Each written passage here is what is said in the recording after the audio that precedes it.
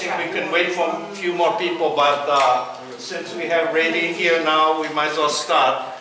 Please, for those of you who are not health conscious, there's some donuts, but at least there's Polikapu's Kau coffee, so you should taste that. And then I brought, Jim brought his bananas as usual, and I brought my first fruits of tangerine, so please have it from there. So we're going to start. You know, we're so glad that we have both our old president and our new president here. So Uncle Sam's birthday actually is tomorrow. He's supposed to have gone to Maui to be part of his family's birthday party, but he forwent the event. He's going this afternoon. Oh, he's going. Yay! Anyway, to come and stay here. So Uncle Sam is here. His birthday is tomorrow. Think of him and wish him well. Hey, Penny. And so, and then our new president is Polikapu Desmond. So we're really glad that Polikapu, with his experience with Tele Defense Fund, is our new president. And he brings a lot of righteous anger and wisdom in legal battles. So we're really happy that he's here. So we'll have him introduce Raylene. Welcome everybody. Today is a good day to understand a lot of things that been bothering us. And as a Hawaiian growing up, I know there was a lot of problems, but didn't know how to deal with it, why it was around, and how we had to live with it. So it's a great understanding about how the psychology or the psyche of the Hawaiian plays in the future and what it's done in the past that has made this uneasiness in a lot of Hawaiian people that don't know how to address a lot of these social situations and fall through the cracks and become vulnerable. So I think she brings a little enlightenment on what is really historically being done and how it affects Hawaiians today. So I'm real happy that she came. I'm happy that she did such research.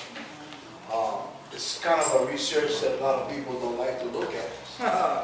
But it's the truth. And understanding it, you can understand the uneasiness that Hawaiian people are faced with. So I'm glad she's here. Raylene Kausua, Dr. Go ahead. Sam, can we ask Uncle Sam to pull it before? Sure. Thank you. Sure. Stay where you at. Sit. E puli kako, e koma kui loko kalani. Our Heavenly Father, we thank you for this facility that we participate in, that our Queen has found somewhere to be sure that generations that come after be cared for, especially our Kamalis. And Father, we also thank Thee for allowing Raylene to come and share her mana'o with us. We pray and we beg that those of us who receive these mana'o will take it and disseminate it throughout our people, all people. And Father, we ask blessings upon the kupu that's been brought here for us. And all of these things, Father, we ask in your Son's name, Jesus Christ. Amen. Amen. Aloha, everyone. Aloha. Thank you so much for inviting me to come. It's always a privilege to be able to talk to people about my research, my passion as well, and I'm sure it's your passion. I have some handouts that I'm going to pass out. And then I'll start going through the talk, and basically I'm going to share about, just highlight some of the things that I wrote about in my dissertation, and then how I look at contributing to the resolution of the problem. I will say that my perspective is my perspective. It's definitely not perfect, but it is a different perspective that most people do not want to talk about or think about, and that for me is a big challenge. So I'm real grateful that you folks want to hear this, because most people don't. So in 2003, I was looking for a research topic, didn't know what I was going to do for my PhD thesis. Had always been interested in issues around prison, probably because like every other Hawaiian, I had family members who were at one time or another incarcerated. In fact, my ohana is the Brown family who was forcibly removed by the state at Waimea in Honolulu. So I grew up watching them being carried out by the sheriffs on the news. And that was one side of the family, and the other side of the family was telling me, you know, you better not do that kind of protest kind of stuff. And so anyway, I think for me, I grew up with a lot of internal conflicts, but I am a keahiu lalo, so internal conflicts are not going to stop me from doing what I need to do. And for me, this research really, it might sound trite, but I really feel like it is a calling, because I wanted to do the research. When I got to UH Manoa, I was told that's not a research project. Go find a different topic. You know, and I tried to, you know, work with my dissertation committee, and I still kept being drawn back to this issue. It's like I couldn't shake it off. And so I think when that happens in our lives, we have to answer that call, or we're never going to be satisfied. And so in 2003, I was attending a symposium at the University of Hawaii, and one of the speakers had been incarcerated at Halawa for 5 years. At the time, he was working on his master's degree. And he said something that stuck with me and still sticks with me today, which is that every night the guards would take about 15 minutes to call Hawaiians with the last name beginning with the letter K. And that really hit me, because I thought about it, and I thought, wow, this is the roll call of Hawaiians. Why do we have so many Hawaiians in prison? And it was during that symposium that I thought, this is going to be my research subject, whether my committee likes it or not. If they don't like it, I'm going to find another committee. And that's just, it is what it is. And so in my naivete, I thought, well, I'm going to go to the library and I'm going to find bookshelves full of materials on Hawaiian incarceration. By the time I finished searching for the research, which took about 6 months or so, I was left with a stack this high that I could draw from for my research.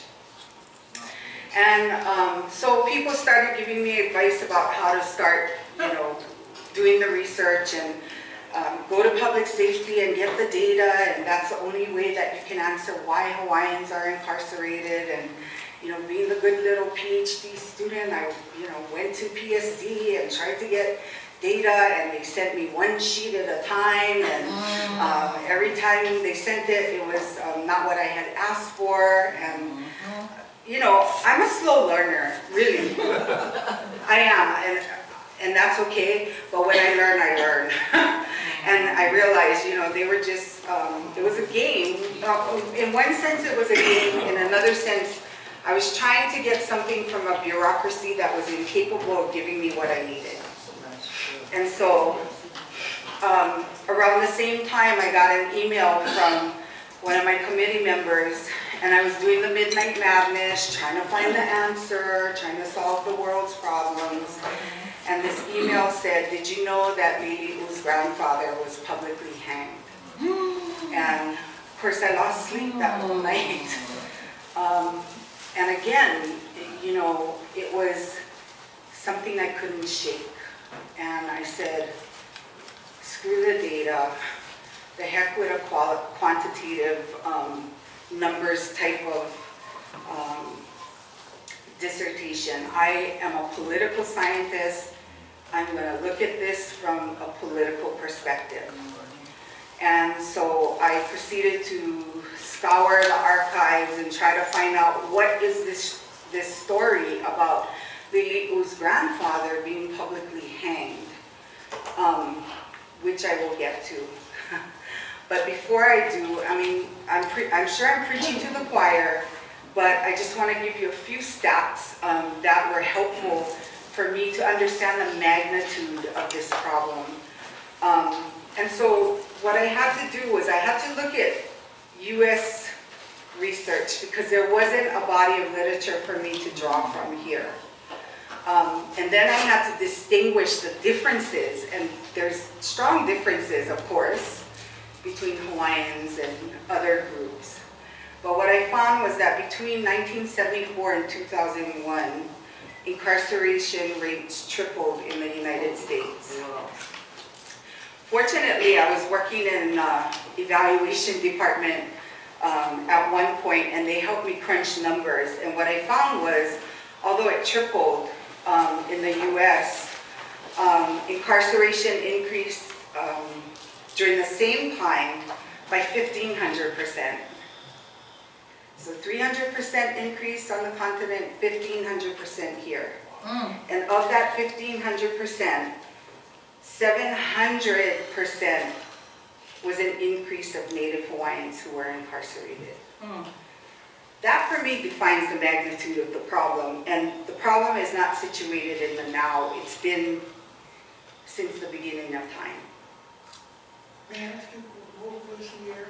Pardon me? What was the year, the spread of years? The spread is 1974 to 2001. Mike, just curious, when did the war on drugs? The war on drugs actually started around the 80s, and that did contribute to the increase. Yeah, and tough on crime and all that, you know, Reaganomics. Yeah. So yeah, thank you for that question. As you all know, the state reports that Hawaiians represent about 20% of the general population, but 40% of the population in prison. For those of you who have been around, you know that 40% is vastly underestimated, and that it is probably upwards of 60% Native Hawaiian. Many of our folks who are incarcerated don't need to be.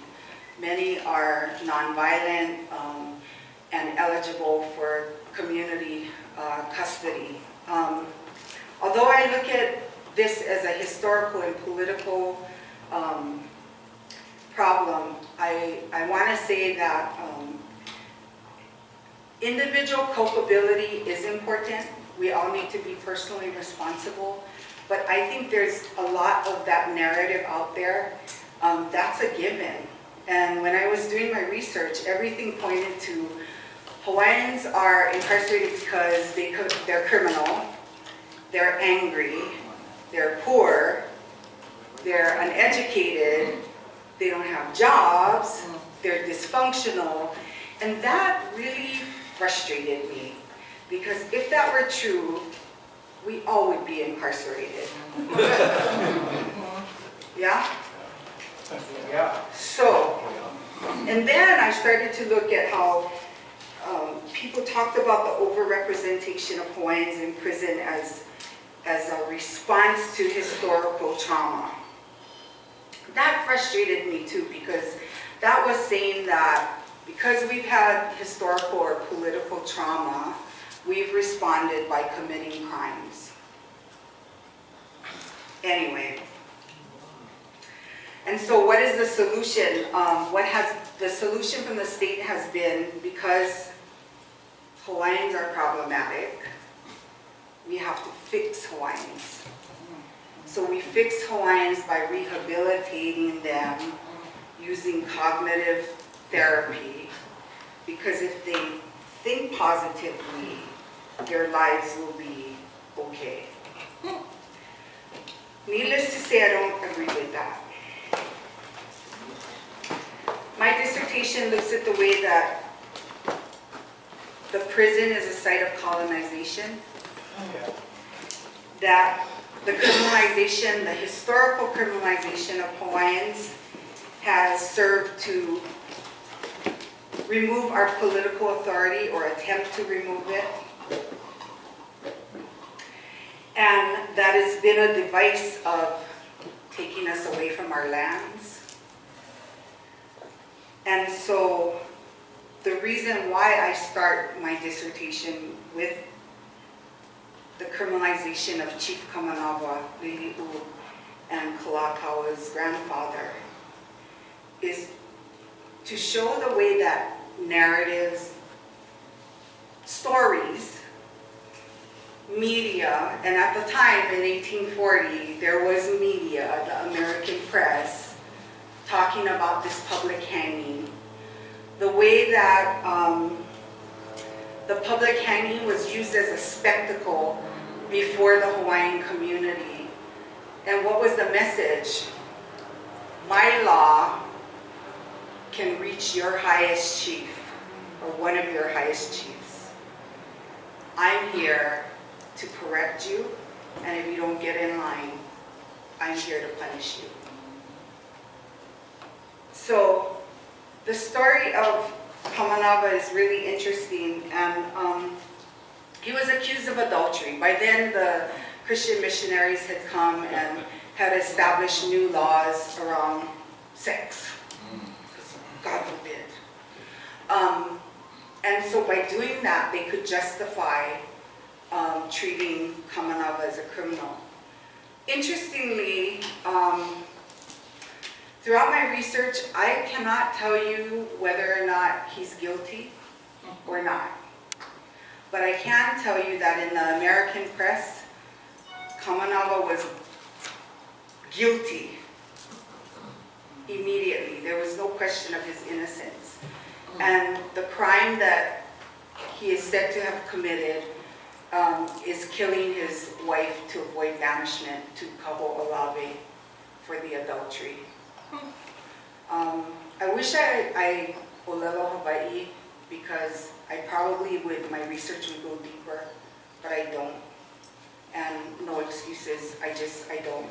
And so I put this out there just to say, if you do olelo Hawaii and you may come across this story, this is the beginning of us talking about it. I welcome more conversation around this. And so what happened when they hung Kamanawa was the missionaries staged this public execution at the Honolulu fort, where it was very, very visible. They rounded up at least 800 Native Hawaiians. Some people say it was as large as 10,000. I didn't find a lot of evidence about that, so I used conservatively 800, which is still a lot of people, to round up and force the witness of this public hanging. They were forced at gunpoint to watch. And you know, the way that the missionaries talk about it in the American press is, he committed the crime, he had to be executed, done deal, completely sanitized. Don't talk about the fact that hundreds of Native Hawaiians were forced to watch this. If it were not for this seaman who was sailing through Hawaii and happened to be at the hanging, we really wouldn't understand how brutal this was. Because he talks about the way that once Kamanawa was hung, there was a huge wailing that could be heard across the land.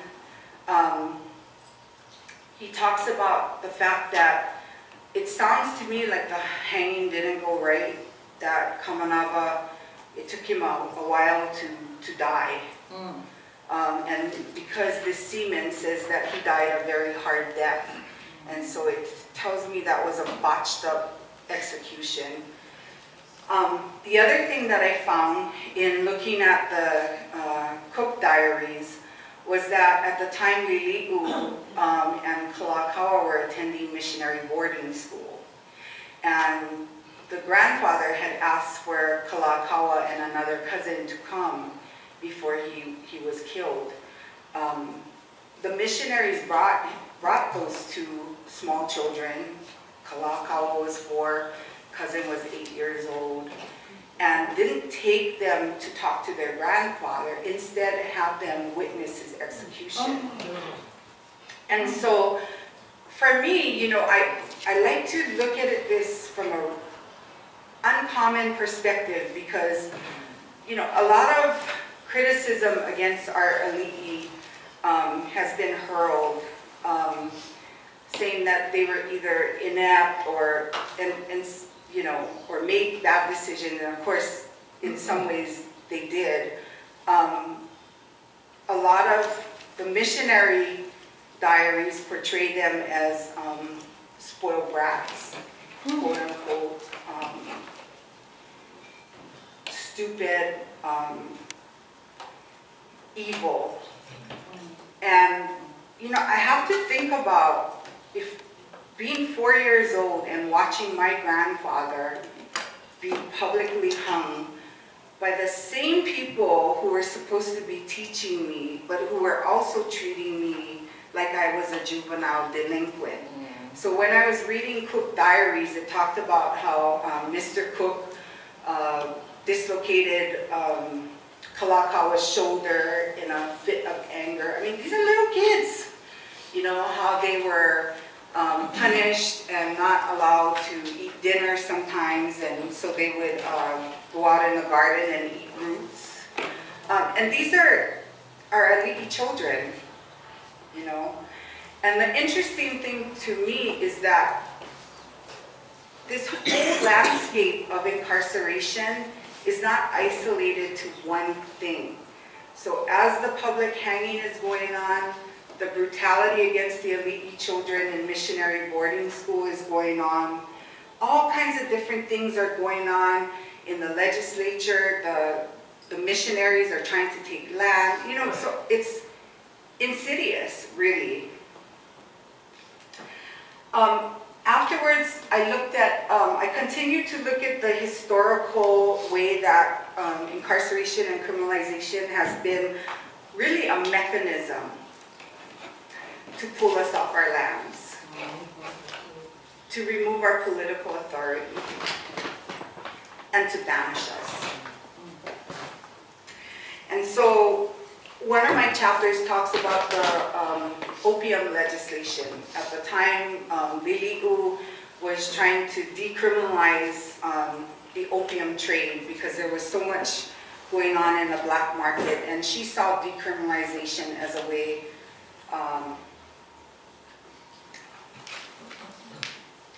to minimize all of the punishment that was going on.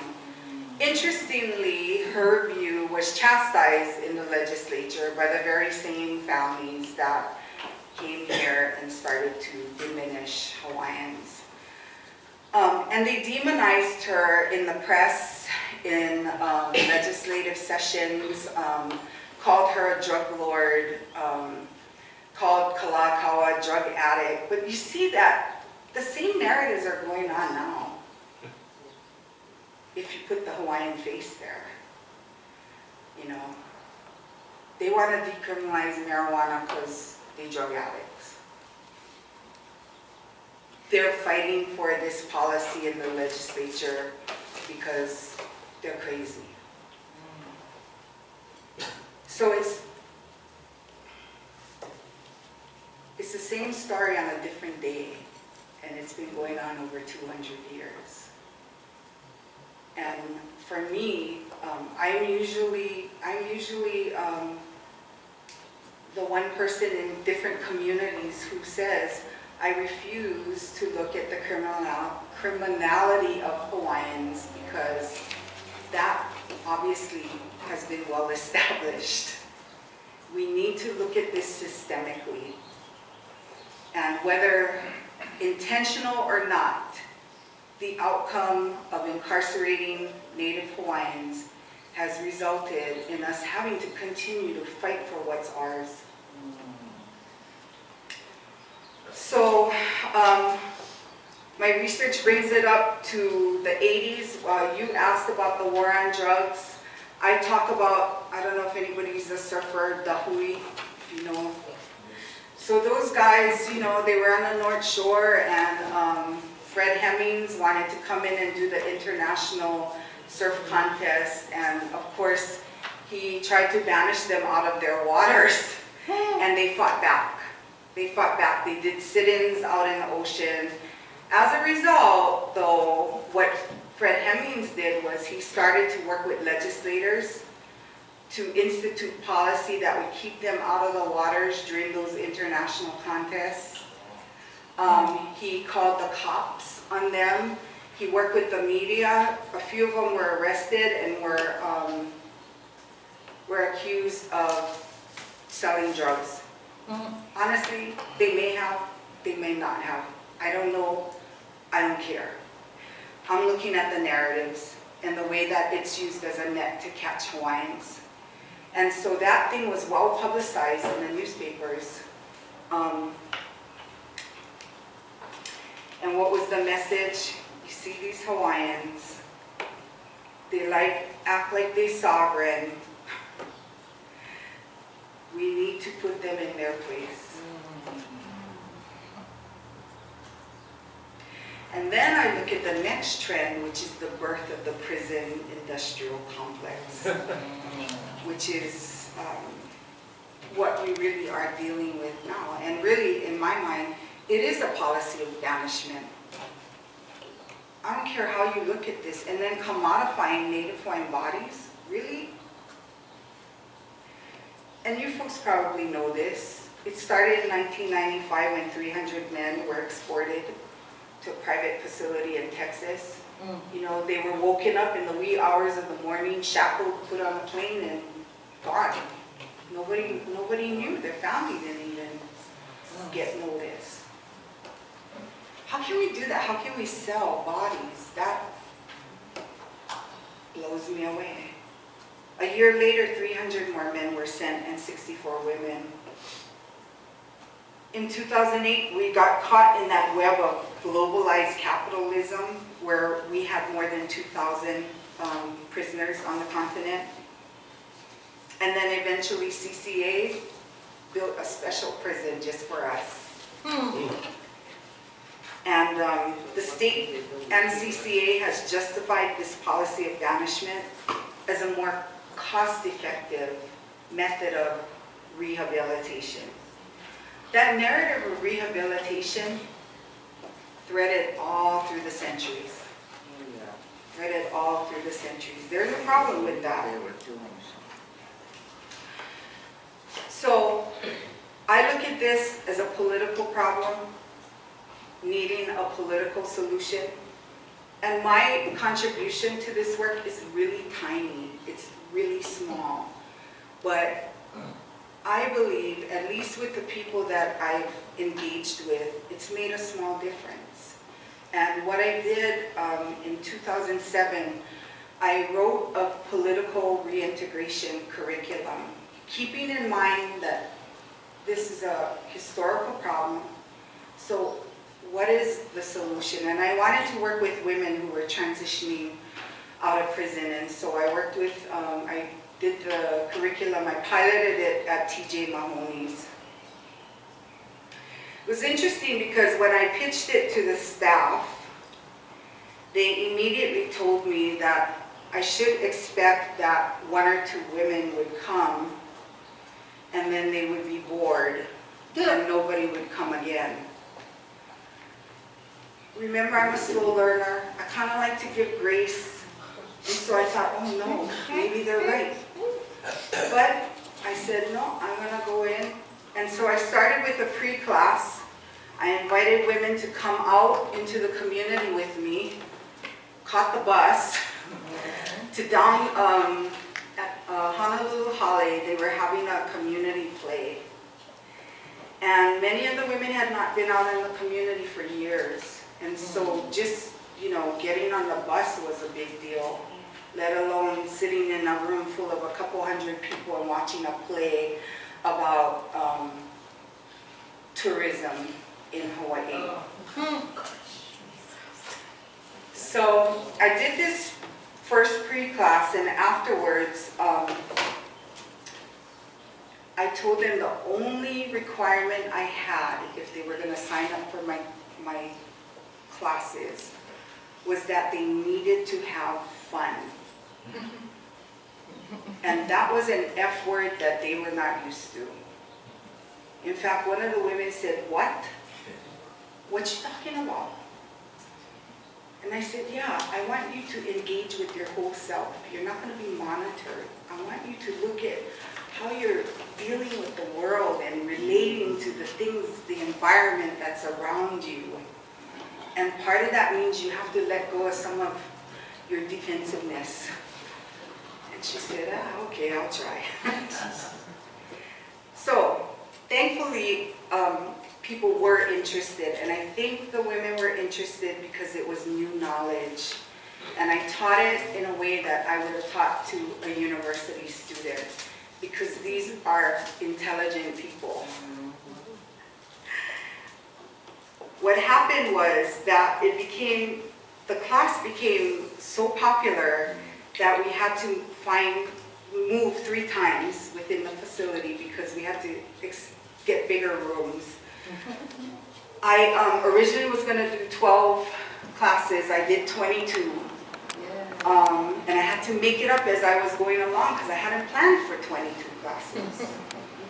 The classes were situated in the facility and outside in the community. By the end, 50 residents had attended. 68% of them attended between 1 and 3 classes. Out of the 34 students, 18 regularly attended. And most of them went beyond their required hours for individual programming. 53% of the women were Native Hawaiian, and the median age was 40. 23% were mothers of at least 1 child. The lessons that I did, just to highlight, I did like a cultural politics 101 class. All new knowledge to them. I mean, it was like a whole world was opening.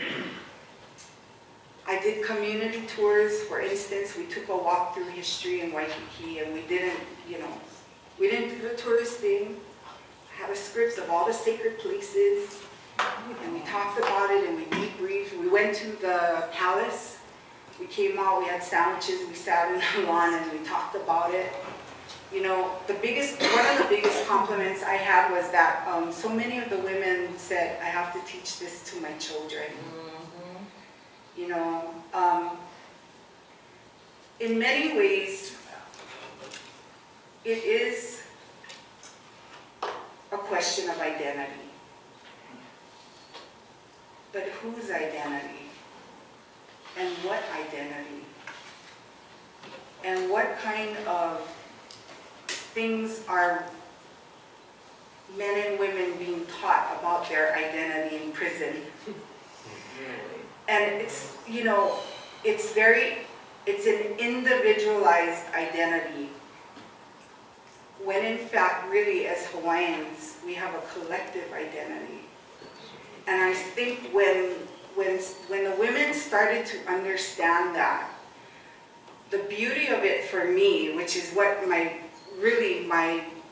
foundation is for them to know that, yeah, you know, I did this and I accept personal responsibility, but my situation is not only because of my one act.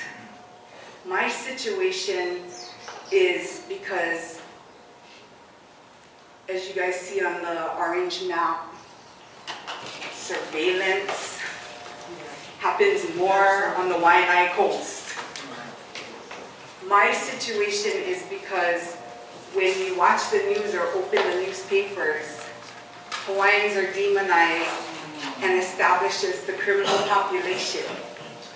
And so understanding that helps them, in a way, not to beat themselves up, in a way to think, to be intellectual about their situation, and to understand what kind of factors are contributing and not to say to themselves, because I'm poor and my mom was in prison, I'm gonna be in prison and my kids probably will be. That's bogus. I'm sorry. That's irritating to me. We also did things like writing letters to the editor. So I took a stack of newspapers, we sat in class, we researched, we looked at all the issues that were being talked about. I split them up into small groups.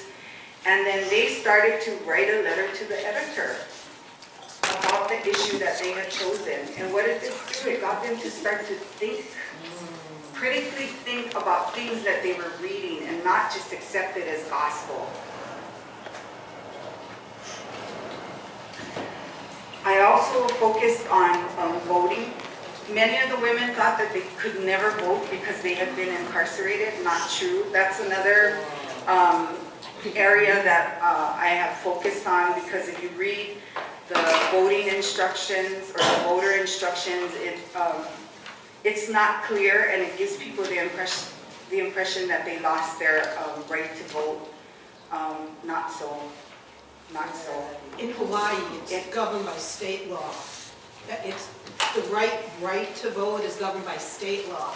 For instance, if you've been convicted of a felony in Hawaii State Court and moved to Florida, boom, you're not voting. I understand that. Yeah. But what people don't realize is that even if they've been convicted, once they come out, they still can vote. Not in Florida. In here. Here. In Hawaii, yes. In Hawaii. But people don't realize that either, that it's governed by state law. So even though it's a little relaxed more here, that it's only while you're incarcerated, you cannot vote in Hawaii. Yeah, physically incarcerated. Right. But if you're under custody. But my point of that is dispelling the myth that they are no longer full citizens. That's right. Yeah. That's right. You know, and identity has to be within citizenship, as well as culture, as well as family. So that's my point. And so by the end of that night, 14 women registered to vote. You know, small little contributions, but makes a difference for those people. I did a class with them on how to write a personal statement. I mean, that took like 3 classes, because it's the draft, it's the edit, it's the review. It's 5 women ended up using those personal statements and got funding for college. I think we can do a lot if we keep it simple. At least that's my mantra, keeping it simple. So, by the end of the class, one woman said, "How come nobody teaches us this stuff?"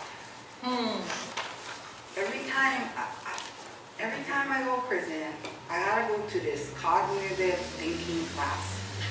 I went 7 classes already. I know how to think positive. I know it's I take responsibility. But now I understand it's not completely all my fault, or within my control. Now I understand there's a lot of political factors and hundreds of years that contribute to where I am today. And so I continue to do the work. I continue to put this perspective out there. I continue to get resistance, and that's okay. This is how it starts, you know. This is how it starts. I'm going to read you a couple of citations from my dissertation, quotes. And then I'll end. We can have Q&A or a conversation. But Sally Mary, and you know, some people think she's great, some people don't. But what I like about what she says is that differences aren't inherent, because a lot of the media or discourse believes that Hawaiians are inherently needing to be fixed in one way or another. But she believes they're socially produced, and I do too. And so behaviors that are defined as criminal are subjected to energetic arrest. So if Hawaiians have been already defined as criminal through the history, then they're going to be subjected to energetic arrest, prosecution, conviction, while other behaviors in society are ignored. I'm sorry, energetic, what is it? Energetic arrest, prosecution, and conviction. Well, energetic, what does that mean? Oh, it's intense. I mean, they're going to surveil Hawaiians in where they live. You're going to find more cops on the coast than you are in Hawaii Kai. You know, so energetic meaning it's a passion. So if they're going to go to court, they're going to be prosecuted vehemently. And we already know it's established that the deeper Hawaiians go into the system, the more likely they're incarcerated, the more likely they're sentenced to longer terms, the more likely when they come out they're going to be violated on parole or probation for minor technical things like missing an appointment. And so that kind of energetic focus on criminalizing and incarcerating them, I think, is part of having a society that's pegged them as being more criminal than others. Did I answer your question? Absolutely. So,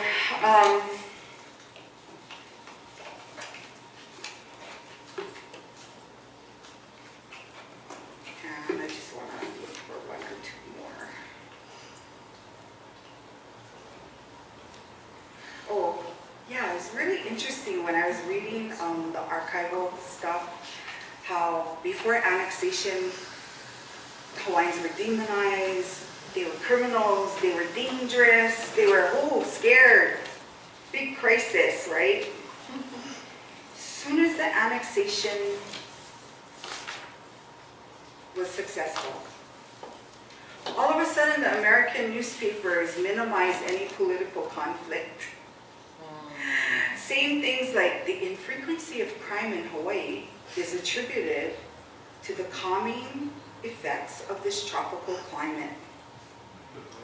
Over 100,000 people of all nationalities, with less than 100 prisoners, were not required to do public works. They were leased as servants to private families. At 5 o'clock in the afternoon, the prison bell would ring and convicts would hurry to the bars. If one is late, he finds the gate locked and he cannot enter except by going through the keeper's office, where unless he can make a good excuse, he will lose his credit marks. No prisoner ever thinks of running away. Fascinating. Very fascinating. And so, you know, I look at this analytically, I look at this as a pattern and a trend, a historical one, and I look at what needs to be done is having a movement to breaking those myths and changing the narrative, you know, changing the narrative. And you know what we have today, I think I passed out another map of some research that somebody did on private prisons, and it's kind of crazy, right? Just shifting bodies all over the place, away from their families, away from their land, and for what? And you know, the reality is we all know that warehousing people in a CCA prison does not equate to cost effective. You know, the other thing I would point out is another person's research showing that the U.S. incarcerates people at the highest rate, you know, per capita, and that if Hawaii, well, we are a country. Hawaii is, I think, 3rd or 4th on the list. It's kind of scary. Yeah, 4th. Yeah, 4th on the list. 5th, sorry. Okay. 5th.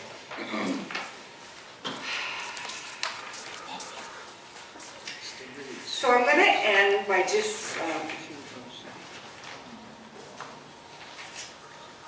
talking about something that I think is happening now, but we haven't really looked at in terms of this policy of banishment, which is how it's affecting our kids.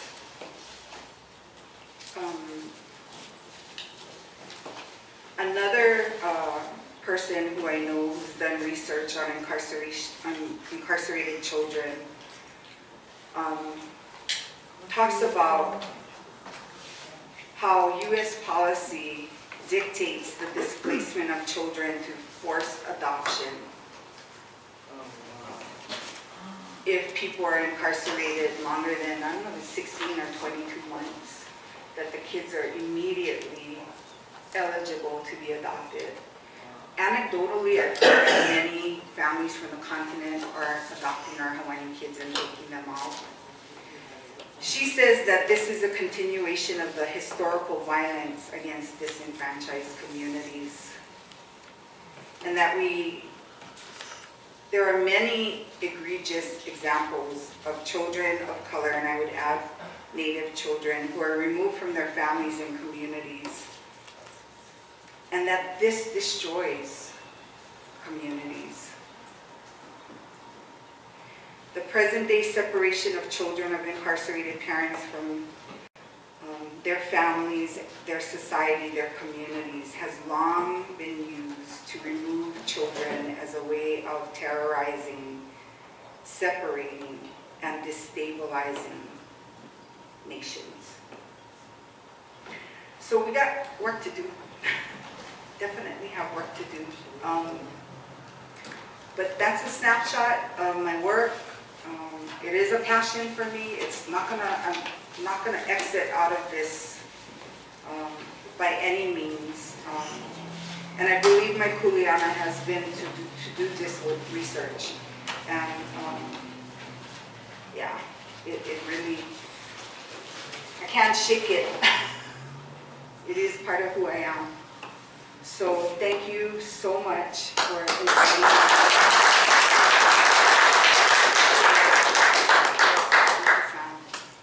Radine, thank you very much. You know, Radine mentioned a key word, mechanism. Mechanism. That rings a bell. How things are programmed. You like dim these light, you turn a knob. You like keep that Hawaiian down, you increase the mechanism. That is designed in North America, in Boston, the Boston area, Massachusetts and all that. How many of you read a thing about Willie Lynch? No. Willie Lynch. That's what we're doing. That's what we're going through. Willie Lynch said at that time, he came from the West Indies in 1200, went to Virginia to be with the plantation owners. We're going through exactly what Willie Lynch says. Use my mechanism, you'll control it forever. 1200, this is 1200. 13, 14, 15, 16, 17, 18, 19, 20. 800 years. 800 years. And he said he was only guaranteed for 300 years. They got 500 years better because of the mechanism. They took and hung Liliuokalani's grandfather. Got all the Hawaiians. It's happening today. We had a lo'i out there by Kamehameha statue. You go down Kilauea and you see where there's a garden.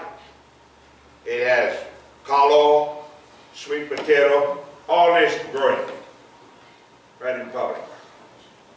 But Bill Isla chooses, along with all these other guys, chooses to destroy that garden down by Kamehameha statue on the 50th anniversary of the marijuana. See how this is designed? And so, I for one, don't do anything now that the United States put out. I was a soldier for 30 years. It took me that long to learn. double cross. But, so that word Radine used, mechanism. Utilized correctly, you can lead a bull, a fishing bull. Put a ring around his nose, you take that bull anywhere you want him to go. Anyway, you get him to sit down, pulley, hammer, corner left or right. Yeah, control, yeah. So, what is a Hawaiian? What is a Hawaiian? Yeah, so we ask, what is a Hawaiian? Not too many of us know what we are. So, Radine, sorry to, but that needed to be said because you used that key word. Yeah. And that's why in 2000, when Chief Beaver wrote an article, it was January 11. January 13, I answered it. He said he was so happy that the governor of Hawaii asked him to build a prison in Oklahoma. He was so impressed with my letter, I told him I was a kupuna from Hilo, that I was a retired Marine, retired Sergeant Major, and he, being a former Marine, also invited me. Chief Beaver was the chief of the castle, the Muskogee Indians. We went out there and we went into the prison. You want to see Hawaiians, you go there, wall to wall. Radine mentioned that. That's how they take us away from our land. Then our children, mama's gone, papa's gone, our children will be gone. Or they grow up as criminals. That's the mechanism. But, it's okay to be ignorant, not okay to stay ignorant.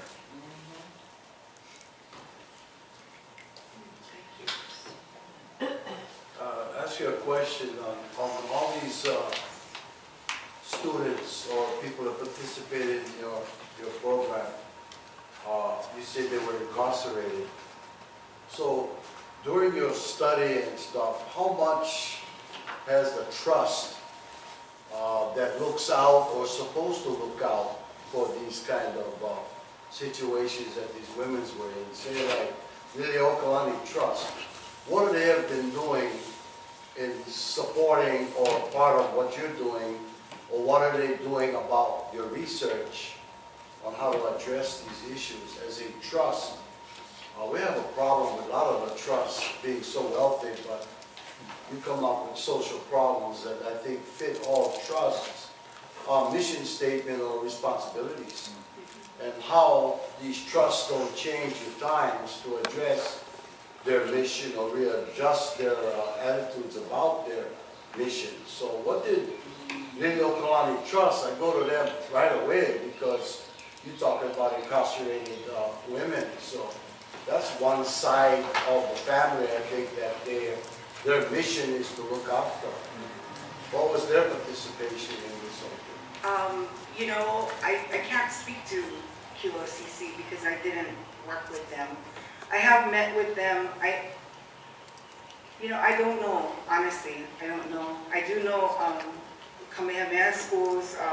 I worked there for about 2 years, and then I went back for 4 years.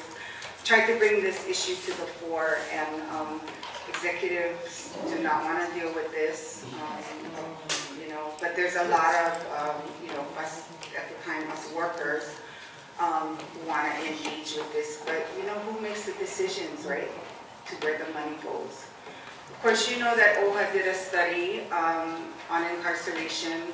I testified against them doing a study because they said that we have been studied to death, and that I was concerned that the study was going to be all numbers, and wasn't going to contextualize our political history.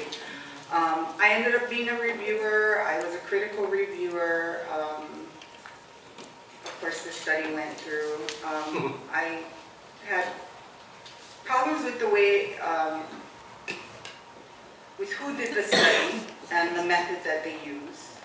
And it's not a secret. I work with folks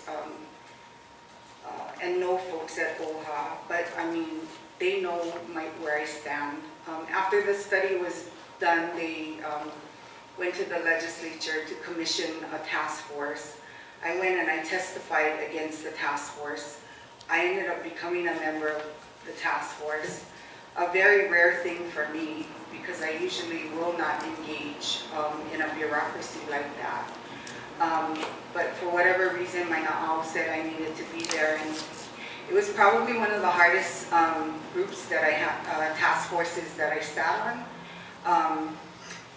I'm usually quiet in advisory groups and stuff like that. I just, you know, if I have something to say, I'll say it, but I'm not going to take up airspace, you know, although I am right now, right? Sorry, but but from out the gate, day one, the representative from the Attorney General's office criticized Hawaiians and said that they're all criminal, that there is no racism in the system, and so I scrapped the whole time.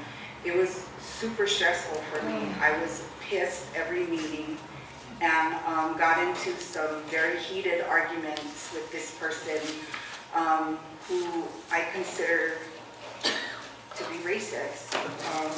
And he tried to stonewall the process in all kinds of different ways. And I, you know, normally my strategy is always, this is my strategy lots of times. But I was so pissed that he wouldn't shut down. So invited community members, he kind of tapered off. Then he, you know, started increasing his racist comments again, and finally invited folks to come film a meeting, at which point, all of a sudden, he didn't have anything to say. We spent an entire weekend writing a report that I continued to say was not going to make an impact. Why are we reporting to the legislature? Reports have already happened. That there were also action plans out there in writing. Why aren't we spending time looking at the implementation of solutions? It was hard for me because fundamentally I felt like I was part of the problem engaging. At the same time, I felt like it was my responsibility as a scholar of this kind of research. And what I'm glad about in the process is that I got what I had to say on record. And I don't think that, I don't think there's a lot of places where or narratives like the one that I use are on record. Unless it's in the newspapers and they're reporting and saying, oh, those crazy people, those crazy Hawaiians, they just angry. They nuts. So, I mean, to me, strategy is part of, it's a fine line, right? You don't want to participate in being part of the problem. At the same time, you gotta, for me, I gotta be there to speak to it. And believe me, that's not my nature. I want to exit. You know, I'm a loner. You know, if there's a need, I show up and I do it. I don't like fanfare, but nobody's really, not that many people or communities are talking about incarceration in this way.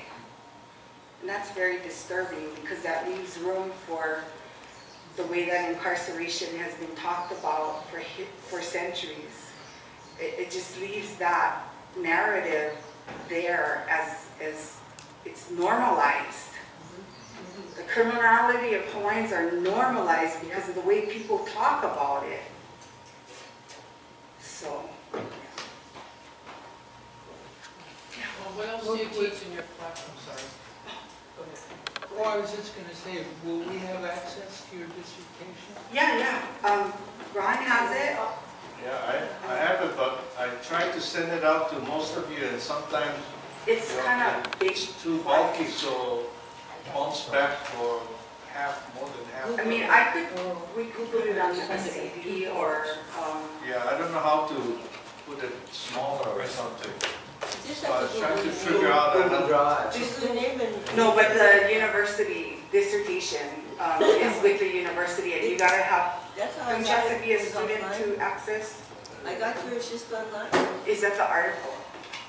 You can access my article on the hanging of Kamanawa Yeah, I online. have the article, the curriculum you did, and then the thesis, yeah? So if you write to me, us at ohanahopakele at gmail.com, and your email can accept that much, I'll send it to you. Oh, Yeah, Okay. The colonial incarceration political, that one. I got it online. Oh, yeah? Oh, yeah. We'll get it to you, one way or another, yeah. Could you tell us some more about what you teach in your classes with the women? You know, I'm not teaching right now. Or what you used to teach with, how you run the classes? The curriculum that I did, Yeah, what you do in the class. okay, I'm not sure what. You told us a little bit about what you did in the classes, like taking the women out and showing them the historic sites and just telling them to have fun and stuff, but what are some other things that you did? So in we the did a lesson on voting. class? You know, we did lessons on how to research and write letters to the editor. So there's 12 lessons in the curriculum, and it's really was meant as an introduction for the women, as a start for them to start to engage and look at their own citizenship. Yeah, thank you very much. This is an enormous amount of information that you're giving us, and I very much appreciate your giving to us in this way. You said that political problems deserve political solutions. Yeah. And I don't know if you had a class or in your next level of teaching, organizing would be part of that. Definitely. And that one of the reasons that we're in the position we are is because this process has been one of disorganizing us. Our unions have been disorganized and castrated, and we have been unable to respond appropriately. I wonder if maybe the Kelly group might consider that as part of their effort, that actually teaching organizing, teaching strategies for organizing ourselves. Voting is a great thing. If one person votes, it's one thing. If you vote as a block, it's another. There are all kinds of strategies and things in our history, and in Hawaiian history, I'm sure, where organization could, we have a platform to stand on. Sure. And one other thing, I've been looking into this individual, Joseph Nabahi, a wonderful book, about 400 pages. It was translated from a biography that was done in 1900. I wonder if he didn't mention this, he didn't have something to say about this hanging that he talked about, because he was a very influential and knowledgeable person. There are only 4 copies of this book in the world. One is in the vault at the university. It's translated to English, you can read it. I mean, not that you shouldn't be able to read it in Hawaiian too. I would if I could. And it was done in '88 by the Hawaiian Historical Society, and it's a typewritten document. It's just unbelievable to me. This is the kind of thing that's hidden from us. Yeah. You can't access it unless you go to the library and say, give me your license, and which you got to have license, and it's outrageous. But thank you again very much. An organization is one of those things that it's a political response. And we have to redefine what political means to us, because what they say it means is, well, you can watch on TV and see what the election results were. Right. That's political. Right. No. I agree. I agree. I got a question.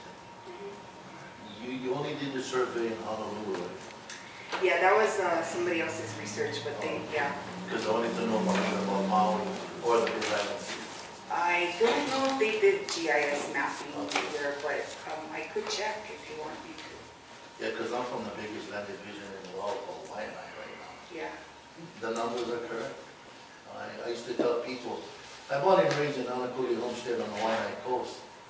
Every time the crime was committed, they said the Waianae man. I said, you know, I think I'm gonna move to Pro City now. Yeah.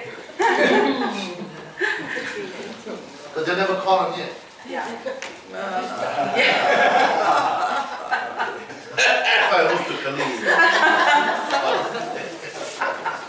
Thank you so much. Thank you. Woke up my spirit this morning. Thank you, Mama. Ultimately, like you say, we are confronted with a political problem and issue.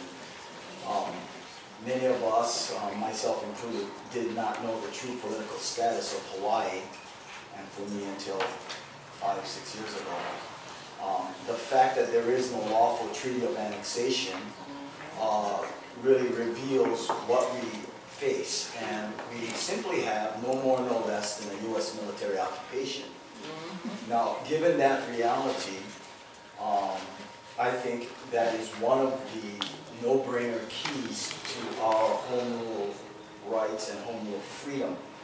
I did notice in the latest issue of OHA that all of the trustees in their statements, because every issue they make a statement, including Machado and CEO Crabb, they are saying at the end of their statements that we are revisioning ourselves and repositioning ourselves for the inevitable, which is our return of our beloved nation.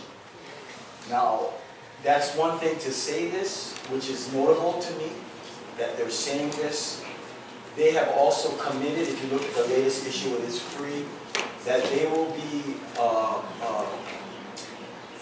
executing or delivering a statewide campaign that educates the general public as well as their Hawaiian networks about what happened in 1893, about Cleveland's response to the Blount Report, about everything, those of us who have studied somewhat beyond the mainstream history of Hawaii, all of these key factors that reveal the true political status of Hawaii and our opportunity. OHA is now changed their position. OHA is the 13th largest landowner in Hawaii.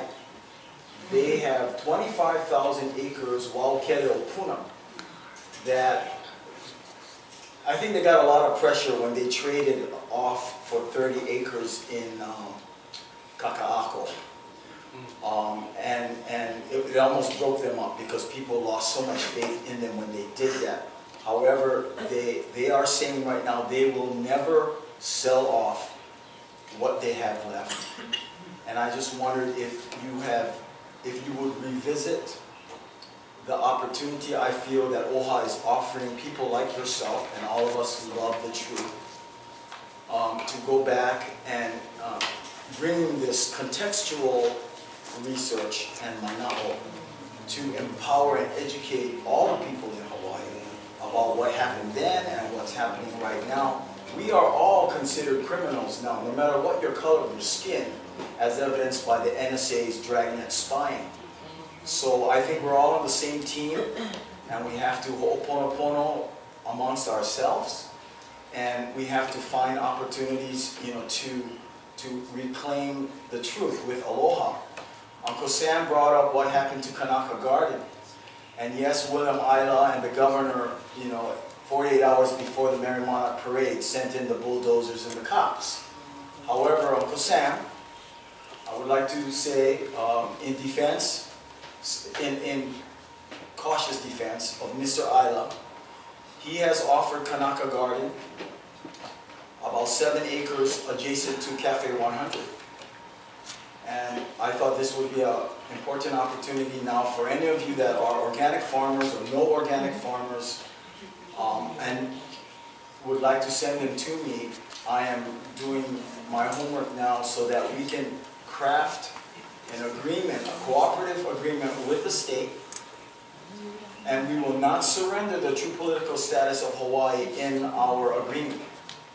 We're going to position us at Cafe 100, same way we illegally positioned ourselves in front of the statue. And so it is an opportunity to ho'oponopono and malama aina. And I've learned not to attack public figures in public, but I will have conversations in this kind of setting, you know, very frankly. I do think it's a great opportunity just to malama aina and get the truth out. But my real question for you is, are you going to work with OHA anymore? Because I believe there's a sea change in their position now. I'm continuing to work with all of the stakeholders in our community. They are going to host, if I recall, I read through the latest article quickly. They're going to host a gathering of all Hawaiian stakeholders. They promise to be a neutral body and will only facilitate this. Are you talking about the Criminal Justice Consortium? No, I'm talking about all of Hawaii's stakeholders, Kanaka and Haole and Japanese and everybody who wants the return of our beloved nation in their own words. They're gonna do what Bumpy Kanahele tried to do 10 years ago, 15 years ago, but now OHA is gonna host this, and I think it's huge. They also, by the way, stopped, you know, the roll that they were trying to do a roll call. We talked about this earlier. They spent almost $4 million and gained only 16,000 signatures. I don't know how much, you know, money is spent per signature, but the Hawaiian people know that to sign up in, you know, in that roll call is another surrendering to create another Indian tribe. So I think the word is out within the Hawaiian community, and leadership like yourself, like the people here, it's time for us to ho'oponopono and to reclaim our, you know, home rule sovereignty as individuals and as a nation. Strategy is called 1,000 flowers bloom. Throw out 1,000 flowers and let them all bloom. They've been holding this session for a number of times already on Oahu. What's coming? Nothing. I just said, one of 1,000 flowers. Back to your research. Did you see historically about why was the Hawaiians in Oahu during this time, how it affected them psychologically and the situation with the foreigners and all your work? But you know, nobody looks at the outer islands. You know that we were never part of all that you're doing. Research and the impact it's had, you know, on the outer islands. And now I'm seeing that the psychological effect of the Hawaiians living within a radius of the palace or kingdomhood and stuff, and how they got conditioned to accept and became position holders in the government or whatever it was, and how they've accepted the Western ideas and Western ways so easily because of them being so close to the catalyst of the problem. So I see now, do you see also that the Oahu influence of Hawaiians that participate or fully assimilate, how they go out into the outer islands and impose their Hawaiian ideas and their Hawaiian ways on Hawaiians that were living closer and far away from a lot of that historical, psychological conditioning, that we still were kind of close to the Aina and close to traditions and subsistence livers and, you know, live with the seasons and things like that. And I see it today where the Hawaiians come from Oahu out to the other islands and start influencing or giving their ideas about them being Hawaiian also, and forgetting the fact that that imposes a lot on the outer islands. So when you look at the criminal side of things, Big Island get a lot of people per population going to prison, going to jail, being on probation, and it's a lot to do with the mentality of Oahu and how they're being impacted with crime or whatever, and coming out to the islands, outer islands, and treating us the same. state law, you know, and yet they're conditioned from a city mentality to make these state laws. And then they go out in the country and like the Big Island, you know, you say you miss your probation appointment because your car broke down and you got 60, 70 miles to drive and you're back in again. I mean, just the idea of that whole psychological Hawaiian being conditioned on Oahu to treat outer islands the same way.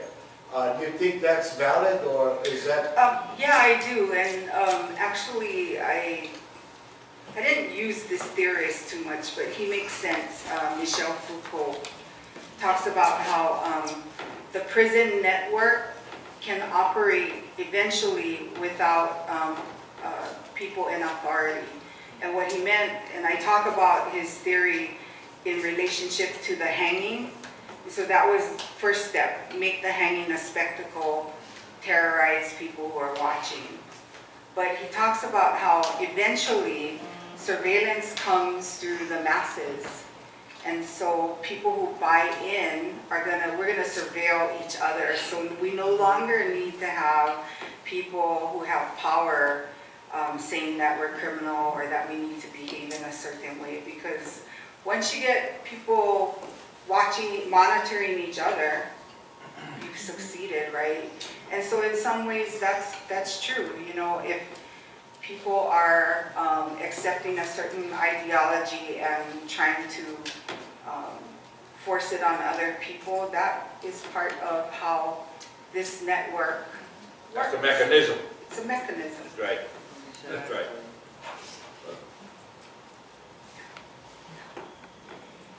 Yes, just two comments. Maybe you could comment on the second one. But I am great gratitude for what you're doing. You make understanding of it very palpable, you know, and uncomplicated. And I can feel your heart. So thank you so much. And you say that your contribution is tiny, and I see it as enormous. I just want you to know that, and that you are a tenacious and committed researcher. So much that I say, if you lose something, call Ray-Dee, because she knows how to dig. And on the incarcerated situation, it seems to me that the people that act out and get arrested are usually alpha males, kind of leaders or innovators and organizers. And from my understanding of how totalitarianism works is that they go after the alpha male, because the alpha male will stand up to the system. And so they have to get them kind of out of the equation.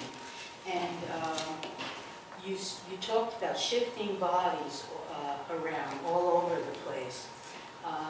Again, in studying totalitarianism, it's one of my passions, is that they have to kind of break up families and communities and move allegiance from the family to the state so that they can bring in more total control. And that's how they destroy communities, thus the baby stealing, the surveillance, and the incarceration. And I see Hawaii as like a prototype for what's happening to many communities and many cultures all over the world, and we really need to be diligent.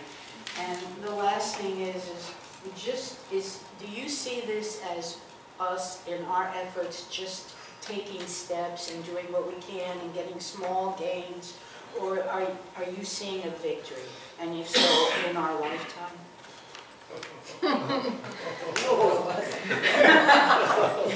That's a dissertation. A whole department. I hope for a big victory in our lifetime. I think it is possible. I think the big victory is gonna be the sum of many small gains. I think what you folks are doing is necessary in our community.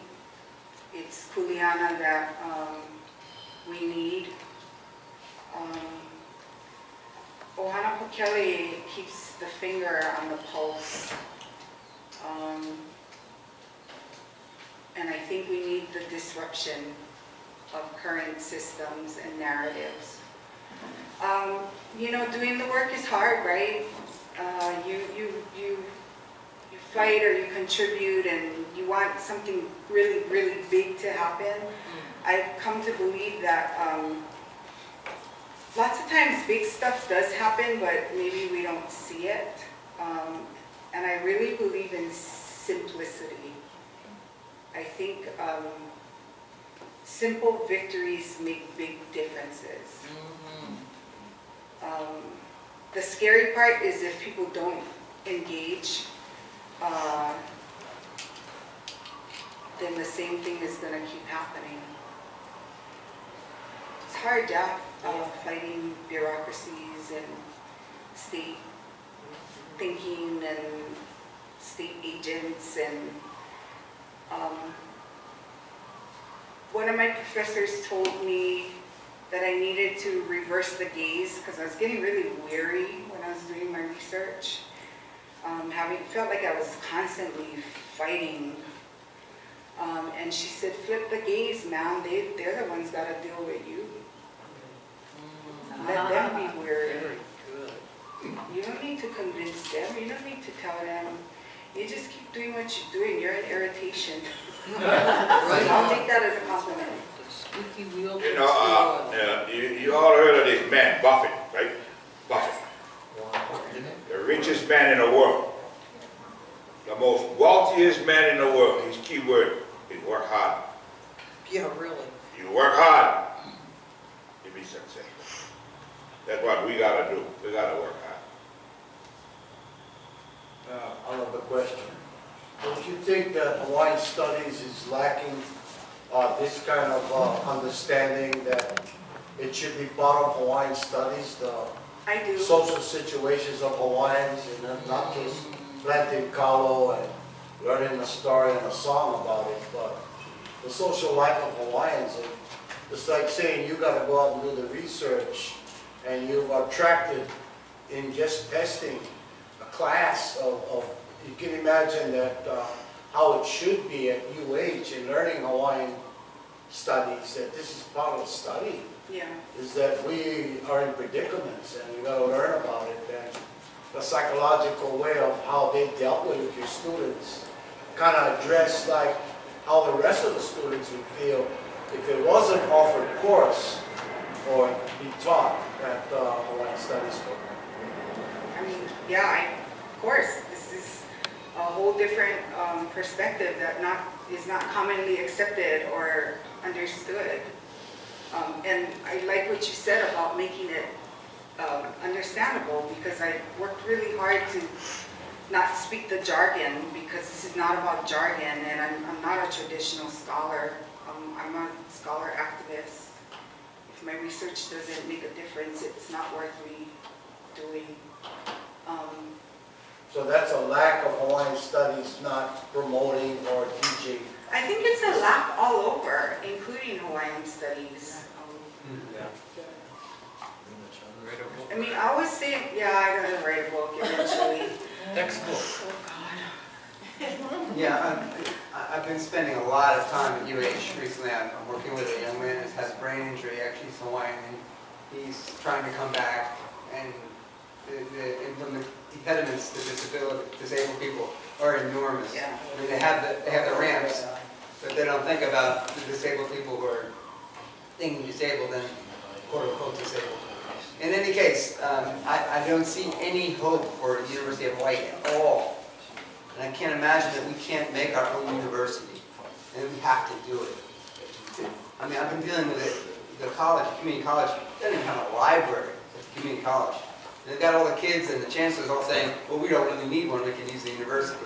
But they don't see that's second-class citizenship. I mean, it's just outrageous.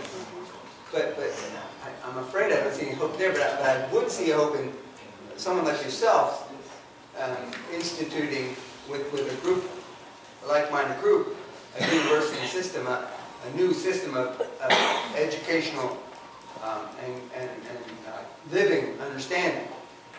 It has to be done. I mean, and maybe that's part of what Kelly is doing. But we need to move on that. Yeah, I agree. I'm not volunteering. No, not right now.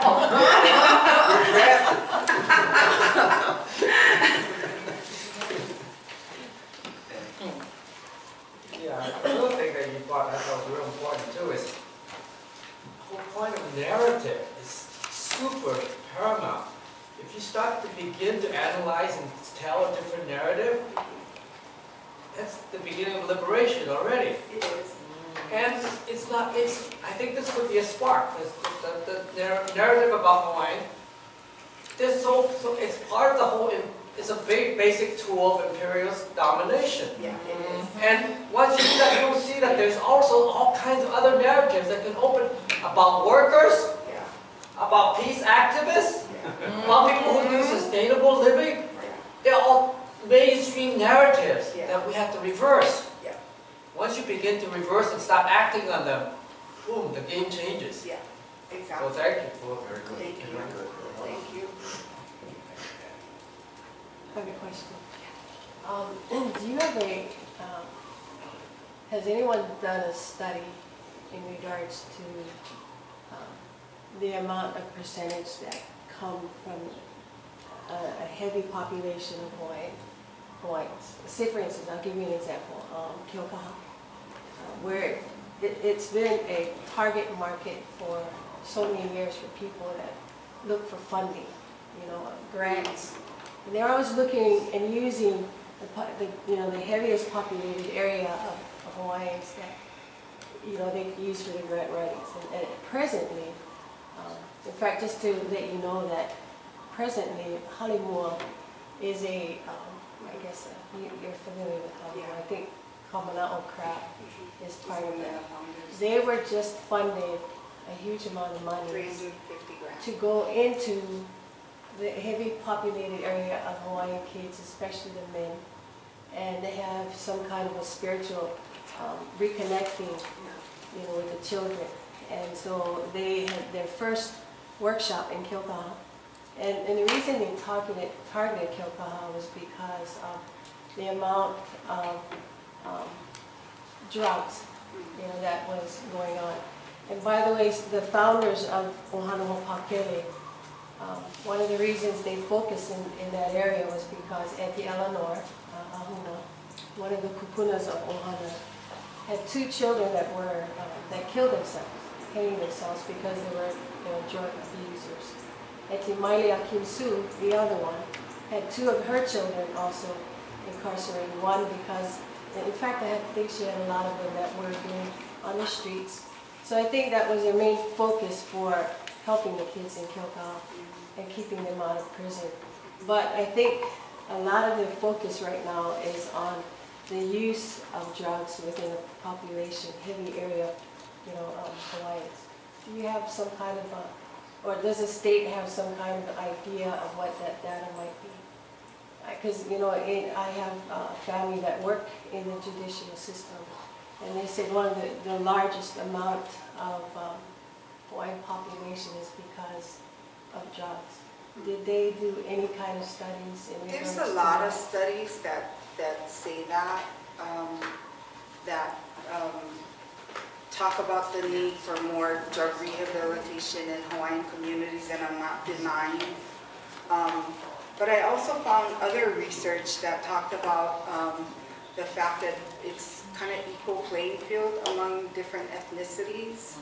Do you think that there might be a skewed percentage of data that might be not correct, in our Hawaiian population? I absolutely do think because that. of It's what you focus on, right? Funding, Well, yeah, and I call it the politics of grant making, and job security. Because if you get these large grants and you make promises to change things in the community, but really a lot of the money goes to funding a position. So they're really not focused on the problem.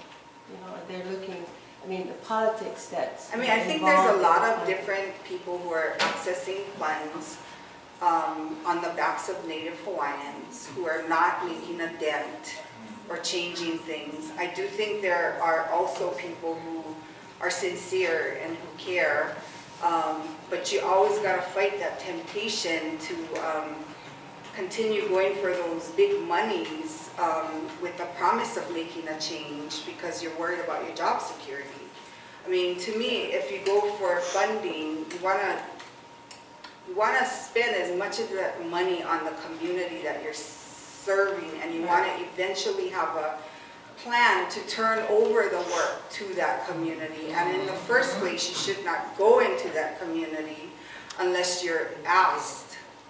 Well, and in that, like in Kilgore, they usually get the money, and then they have to look for the target group. So in regards to the trusts that, you know, have available, like the Queen Duniwokalani, you have Bishop Estates, you have, you know, all the Hawaiian monies that is supposed to be targeted for our Hawaiian people.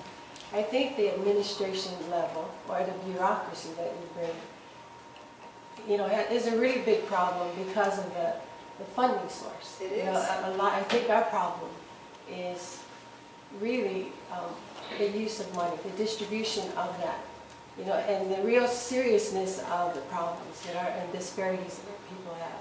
The statistics haven't changed. And they haven't changed, and yet we keep using to the same statistics to get money. Exactly, exactly. And the reality is, change doesn't require money. It doesn't. It requires commitment. Yeah. Oh, okay, 1 and 2, 4. You first. Okay, you think it doesn't affect everybody in the community, but it does. I'm a haole now. I was born on the mainland, but I was married for 43 years to a Japanese man, and his grandchildren, the children of one of his daughters, is Hawaiian enough that they're eligible for Kamehameha schools. So they're practically Hawaiian.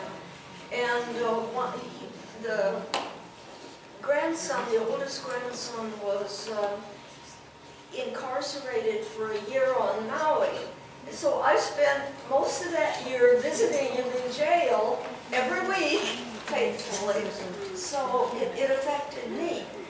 And also, I just got the Mother Jones magazine, and they have an article about these Negro kids, black kids, who his mother woke him up and he said, the jail, they're going to take you away, and so they put him in this school.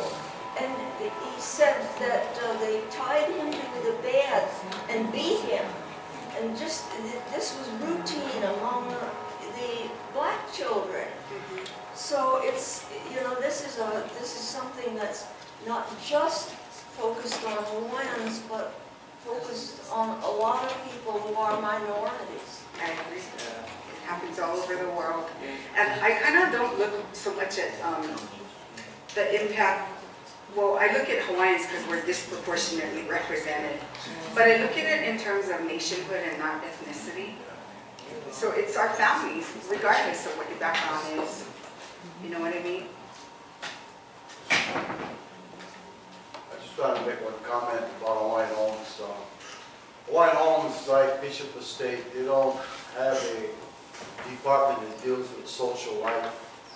It's an infrastructure department, planning department. They plan, they make neighborhoods, but they don't look at the psychological situation by putting all the Hawaiians in one place. They come after to make grants and make programs and stuff, but they know ahead of time that historically since 1920, the Hawaiian homes have never dealt with the social life of the people. It's just infrastructure and neighborhood.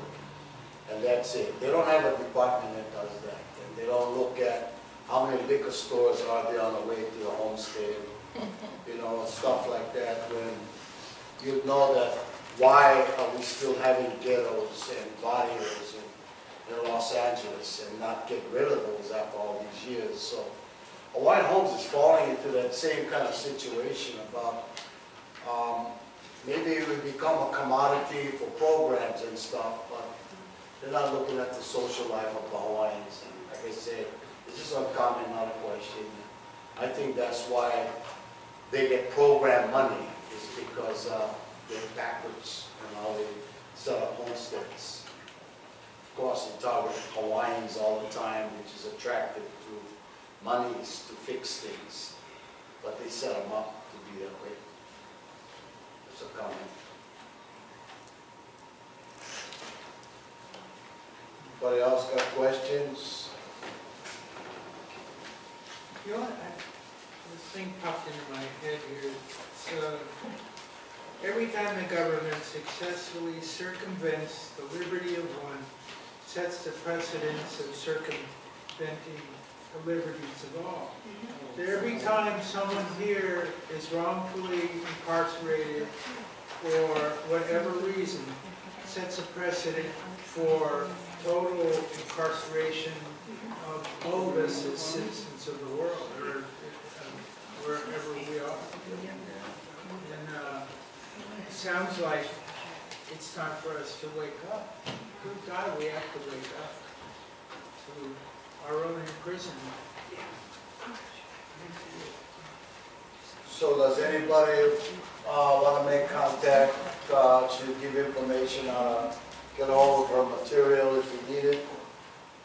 I have a question, and gratitude for Lilio Kalani, this infrastructure that we had, this wonderful sharing. I don't know who is the representative from, is it you, sir? Okay, and Lance, I just wondered if, because it's rare that a community, a well-established community organization and infrastructure will allow this kind of dialogue and information to be freely exchanged. I wanted to thank you guys and your organization for collaborating with that. It's very encouraging for me. Appreciate it. So I'd like to say something to the group and to you. So I want to share a thing that the experience in Hawaii. I'm new in Hawaii. I've been here for just 3 years and a half. But since the beginning, I have been introduced to an experience that is, how to say, disturbed me very much. Is the fact that in this community, the families are considered almost normal to have their loved one that have mental disease to go to the prison and from there to start having treatment. Because they don't have a house system that are organized for having them in the house system is sent straight to get the right treatment. So for me, it's absolutely, I don't know how to, which adjective to use this. I come from Brazil, and in Brazil, until the 60s, our health system was very unfair or chaotic, so it was common for a family when someone was experiencing a mental crisis to call the police. So the police came and used to bring this guy to the hospital, not to the prison, but the first person the first help they get was from the police. But the police didn't bring to the jail, bring to the hospital. So it was common in the hospital to have patient, mental ill patient, brought to the hospital by the police. But there was not a report, not jail, not this. But even this we could not accept. So we have reorganized our system, health system, since the 70s in such a way that if someone has a problem, mental illness problem, the family calls the house system. So an ambulance comes, no more the police, so there's no stigmatization. Nobody thinks that's a criminal, because it's a kind of criminalizing mental illness people. So, so I would like to know if you have had contact with this, with whom I could contact to participate in changing the situation, because for me it's absolutely unacceptable. I have been discussed with in a group about mental illness group, and I got this feeling that people accept it like normal things. Oh, they don't have records. They go to the prison and they make a deal with the police. If they start having that treatment, there's no file. I said, it's not as that neutral. There's a repercussion for the patient, the person. It will be forever a script in their experience as human beings that have been in prison. It's huge. And the second thing is that there's a social repercussion. They have been someone that is identified as criminal. And there's another thing that's a way of not putting mental illness as not in the right place, not as another disease, like another disease. It's a way of putting mental illness separated, and it's kind of social control. You said about Foucault. Foucault has a wonderful book about this, how madness is used as an institution for exercising power over the society. So I want to share this with you guys, and specifically with you, to see how can I, if you know people that are talking about this, discussing this subject, because I think it's time to, maybe there is already a movement I'd like to join, to change this. Mental illness people need to be called an ambulance and be brought to the hospital, not to jail. There is a movement. I don't know that community because that's not been my focus, but criminalizing mentally ill, homeless, I mean, people are focused on that and trying to stop that from happening. Radine, thank you for coming over. Thank you so very much. much. And, in response to Merle's question, there is some definite local concern in the local medical community with the improper involvement, if not control, of the judicial system over public health care and mental health care. I'll be happy to hook you up with some other, Merle's a medical doctor, with other physicians who are interested in actually writing a paper on it. One of the things that triggered their interest was that when you get charged, criminally charged in the state of Hawaii, before you get sentenced, the state probation office prepares what's called a pre-sentence diagnosis and report. Diagnosis, okay, that outraged them. And so the angle on it is this isn't the practice of medicine without a license.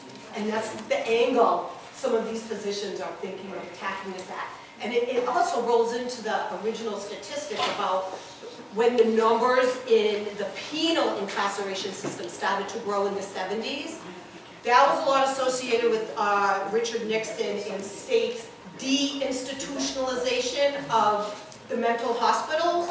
Well, it might have been a deinstitutionalization from state mental hospitals, but what it actually was a reinstitutionalization of persons with, mental illnesses or challenges in the state penal system. And then boom, boom, boom, boom, and then it goes from there. Thank you. Well, not only that, they got a group in Honolulu that is called NAMI, National Alliance of Mental Illness. Yeah, that helps people in prisons that shouldn't be in prison. They're great, they're awesome. So, are we done? Good day? Thank you, everybody.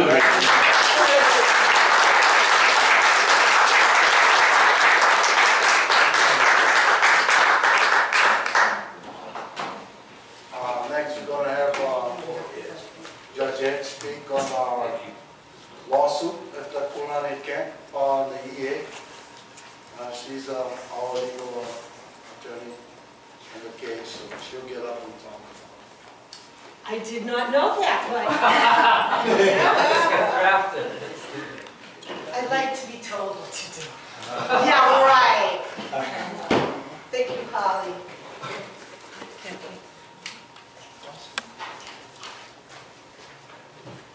Some of this, hi guys, my name is Georgette Yandel. I'm member manager of Preventive Law Hawaii Limited Liability Law Corporation. The focus of my law practice is as much as Radine is sharing, to break things down, destroy the mystique, and the legal profession's monopoly on legal language, legal access. When I was in law school at Richardson on Oahu in the early 2000s, I used to envision my business card, and I realized that I might have trouble like paying my bills, but I wanted the bottom to say, so good you're never going to need me. You know what I mean? Like, so, unfortunately, we're not there yet, right? That's, we all need each other. I got to meet Ohana Ho'opakele because as a result of a defense of Maka'ainaina here on Hawaii Island. And the whole tapestry has come together in a very compelling way for all of us here on our island. We heard statistics this morning, 25% of the world's population is in United States jails. Hawaii as a state has the 5th highest incarceration rate. Well, guess where most of them are coming from? Right here, okay? The Big Island, Hawaii Island, is a penal colony for the state of Hawaii and for the United States of America. We're only 13% of the population, 25% of the felony convictions to prison come out of our courts. 20% of all people under adult state probation, 20% here on our island. That's a state, all right? 21% of misdemeanor convictions, 33% of violations convictions. We only have 9,000 of those cases, guys. You get this many cases and this many numbers, okay? We are the penal colony. We also have the highest percentage, or concentration-wise, per county, yeah, of Native Hawaiians, other Pacific Islanders, and persons of 2 or more races. We're also the most economically distressed. 16% of our population lives under the U.S. poverty line. We have the lowest median, lowest average household incomes. The other thing we have is the greatest densities, yeah, 45 people per square mile. One of the reasons they're able to keep us as a penal colony is indeed the transportation issues people have. To make that appointment, you got to drop your drawers in 2 hours, or you're presumed in violation of your probation. Or worse yet, you've got to finally get a job, you've got a car, it's not registered, you're in it, boom. That's how the whole thing gets fed by our island. Found out, formerly before that, I was an attorney with United Public Workers, and that's how I first became involved or aware of Kulani. So I have a predicate sensitivity to that location, and always thought it was kind of weird. How can you prison Kulani? But then that's like military intelligence and all those words that just do not belong together. So here we are later, and here's the situation. As you may very well know, the Public Safety Department in November 13th of last year issued a request for information. They want to engage on a massive statewide in-state prison building capacity. They want new prisons, new beds. The argument behind it, they're saying a humanitarian effort, right? To bring home Pa'ahau from the United States and also to relieve overcrowding, right, here in our current facilities. That's a humanitarian effort? No. The humanitarian effort is to stop building prisons and stop incarcerating people for activities being classified as criminal that isn't. These guys, fortunately, Ohana Ho'opakele, have been participating in not only the plans and discussions about what's going on for Kalani camping grounds, but also in the whole area, the Maka'ala natural area reserves, and the Ahapua around there. So these guys have established long-standing associations and interests in the Kulani camping ground areas. Back in August, I believe it was, no, prior to August, the state issued an environmental assessment under the State Environmental Impact Statement Law, and a finding of no significant impact, that reactivating Kulani camping grounds as a Kulani prison has no environmental impacts. No environmental impacts. And there's also absolutely no alternative. No alternative to establishing a prison back at Kulani. There's no alternative to, well, if you really have to have a prison, why does it have to be Kulani? And why does it have to be our island? None of that. There's a 42-page document was the draft, and the final was 44 pages, only because now they felt they had to respond to Act 117. Because these guys, Ohana Ho'opakele and the community, jumped on them to say, whoa, whoa, whoa, whoa. Governor Abercrombie signed Act 117. directing public safety department to work with Ohana Ha'opakele to put Pu'uhonua at Kalani. What is DAGS, Department of Accounting and General Services? Oh, that's a really cool thing, State Environmental Impact Law too. Like, you got DAGS putting forward the proposal, so, you know, they're all fall guys for one another, but it's really PSD. An unfunded mandate. That's what Act 117 is, an unfunded mandate. But you know what, gang? Even without Act 117, the whole thing stinks because they were required to do this, even if there wasn't any Act 117. So they put in Ohana Hopakele, timely challenged it with a complaint for declaratory injunctive relief. Then I met up with these guys, started attending their meetings, and just became overwhelmed to be here 20 years later, having read about some of these guys in the 1990s when, you know, I was in Hartford, Connecticut, and trying to get active in rainforest preservation, and then discovered Puna. Who knew, you know, this many years later. So where we're at right now, okay. We are filing an amended complaint on Monday. And the reason for this is to take the original one, which was originally filed really to comply with time and to give notice. So now we're ready to go. And we are going boom, boom, boom, boom, boom with our arguments. We believe this is the juggernaut issue. The stand to stop this, it's an insane concept that anyone would propose. Building new prisons. But you know what? You know that this building new prisons, where does it get processed? You know this Hilo Judiciary building over here, this new thing, you know how that's classified under the state budget? That's economic development. That's an economic development expenditure. And we talked about that too, about the work to penal, you know, the road Tahana, built by Pa'ahau. So many of our public structures and facilities built by Pa'ahau. And as a union issue, if I was a union person, I'd be like, yo, yo, yo, they are union busted. Those are public sector jobs. Look at the proposal for November, when they did in November, the request for information that PSD did said, oh, because we want to build, oh, you know what they want to do here? I'll tell you, do you know what the plan is for here? What they want to do? Okay, what were they thinking of doing? They want a new 500-bed facility for East Hawaii. Okay? Which would include the relocation of the reactivated Kulani. Okay? And a new 250-bed facility in West Hawaii. 750. Okay? Oahu, OCCC, oh man, they got big expansions there too. And you know what's interesting about that one? We get into the labor and those issues. So you gotta remember too, when you get people in jail, they're out of the workforce. There's that whole issue too about why are they in? Well, it not only makes money for the penal industry, but it also destroys the workforce. And it divides the workforce. Restricts or guarantees other opportunities for other people that they might not have had if these other folks weren't locked up in a way. So what's the plan for OCCC? They're saying that they want proposals that such that it can be located, it has to be located within an hour from the courthouse, right, to get people to child. They're going to have to do airlifting over there, right, bringing it on Oahu. There's no way to get anywhere on Oahu in an hour unless you're in a chopper. Okay? Or a bicycle.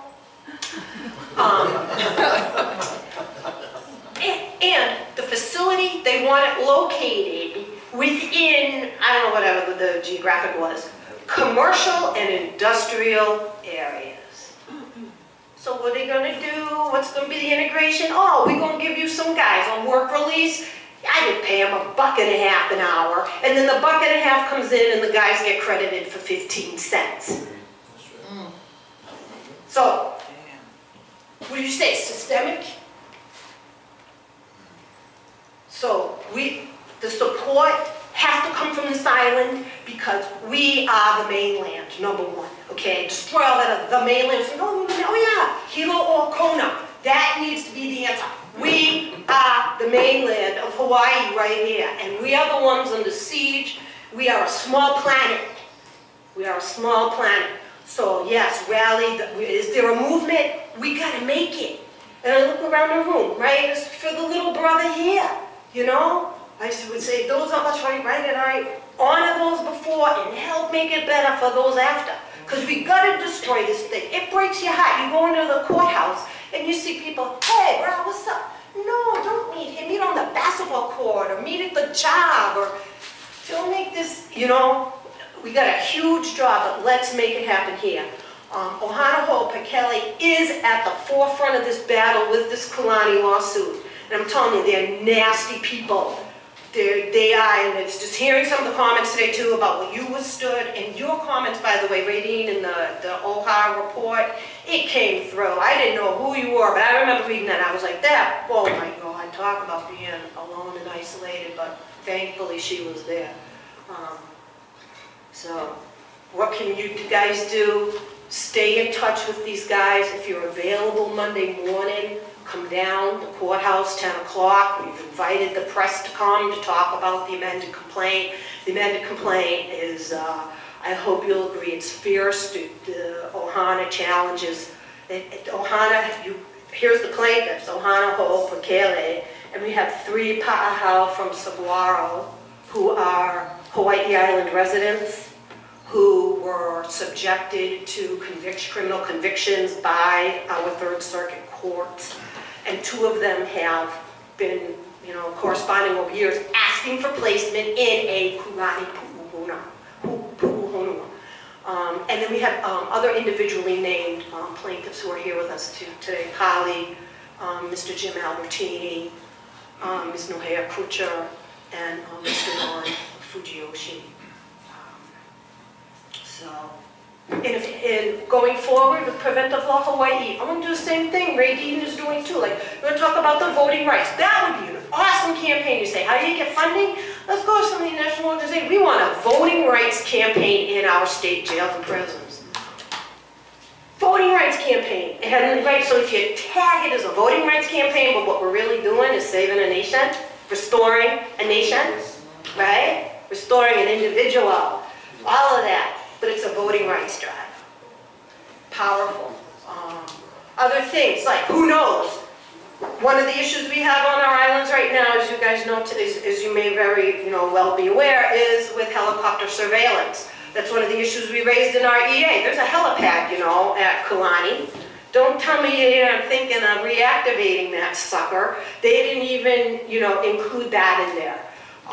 Other arguments that these guys very responsibly have advanced as well too is that the whole issue is moot because there is no such thing as ceded lands.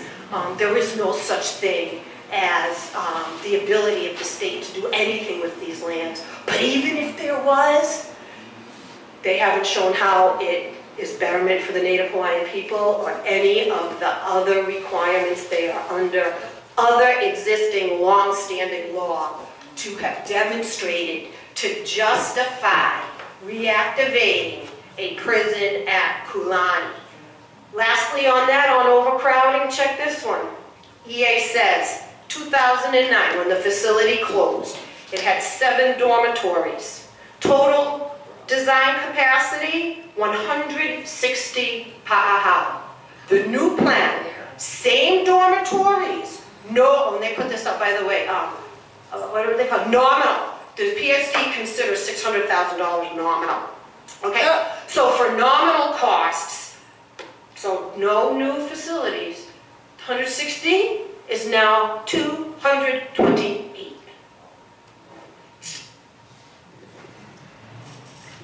Is that building?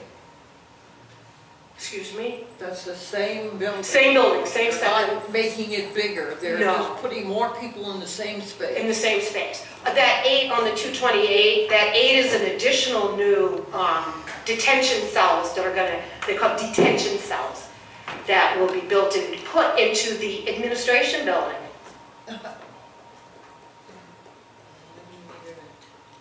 Kulani. I just went to a youth challenge graduation. Yes. And it was 30 kids.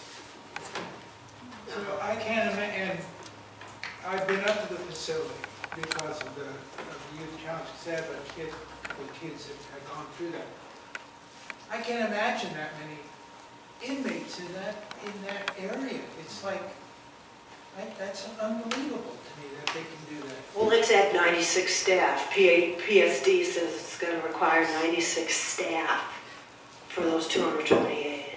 So that's 2 prisoners per guard. Yeah. That's Exactly. maximum security. Holy crow. That's not capped. Well, they didn't identify, you know, in there what any of these 96 people would do, but interestingly enough, at no point were any of them referred to as adult corrections officers, ACOs, or guards. They might have been called something like administrative officers, or something like that.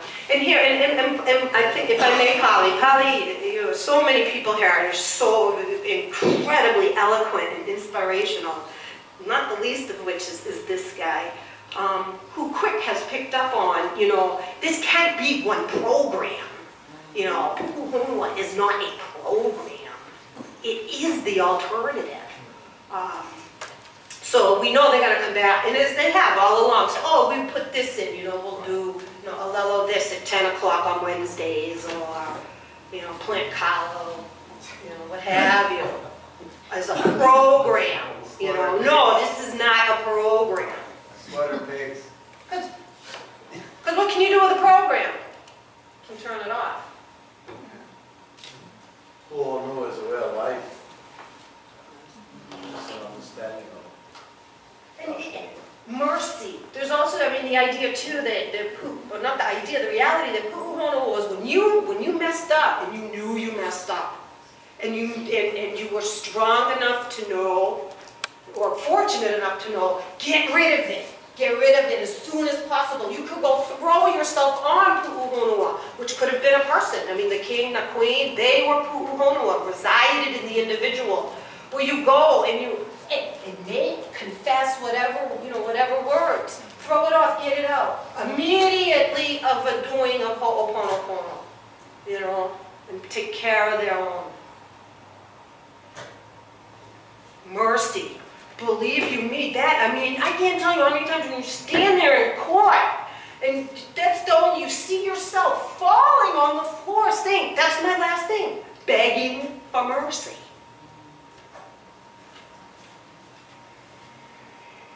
Can I say something? You were mentioning about the economic development, and there's just something that I feel that I need to say this, because I also think the reason why they're making these additional beds is they're going to say this is a home. This is where you have a roof over your head and meals every day. So if we could cut every string that is attached to that and release that's like a funnel that they're trying to resource that. And counteract what is happening here and becoming a reality here today. So I just feel like I had to say that. Well, and there's two, that brings two situations to mind. One being that the courts sometimes, I've read, will sentence someone to a higher sentence because the court believes that that person needs the remedial or the drug treatment or something that they can now only get in court. So they'll sentence them to a higher sentence, believing that it's kind of, you know, philanthropic, and, you know, for the person. I worked for the Federal Probation Office right after law school for like 3 months, and I came across this one gentleman who was sick, just shy of getting Social Security.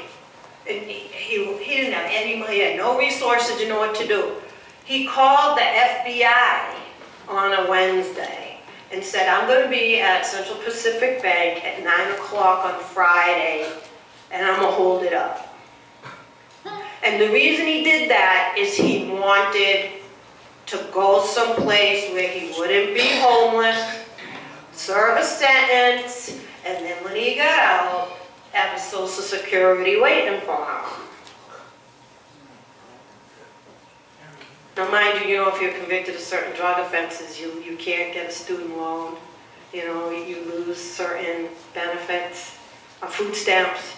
I mean, so there is that, indeed, that reality of this is your home. That has to be, severed as well too. All right. Crazy, huh? Sad, not crazy. That's not crazy. What's crazy is the situation that causes that a person to have to behave, feel they have to behave, make those decisions. That's what's crazy.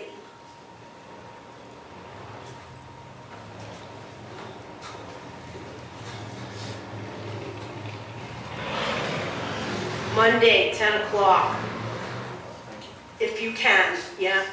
Are you also representing prisoners? Yeah, I am legal counsel for Ohana Ho'opakele and the 3 Pa'ahau from our island. The other pro se individuals are, the other individual plaintiffs are pro se. So, Ron, how much pro se prisoners have signed up for this lawsuit in support? Can I take a few minutes? I went to pick up Radine at the airport this morning, and on the way over, we stopped at the post office.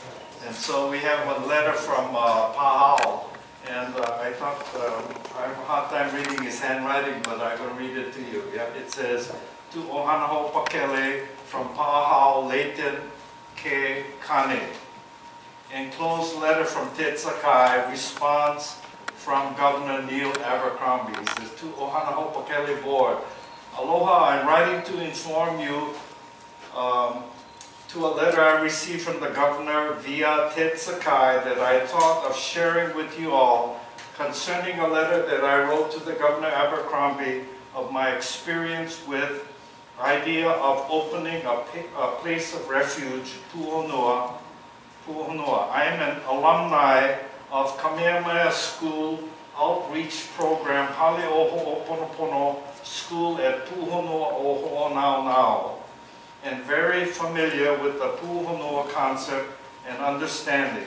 I truly believe Kulani Correctional Facility would be a perfect place to have as a Pu'onua for a transitional project to gain back the self-respect of a Pa'ahau and seeking to be pono in building the relationship with children, family, and loved ones, as well as with community. We as Hawaiians need to be pono. I truly believe and respect the manao of our kupuna and to preserve the knowledge to have a better life of living.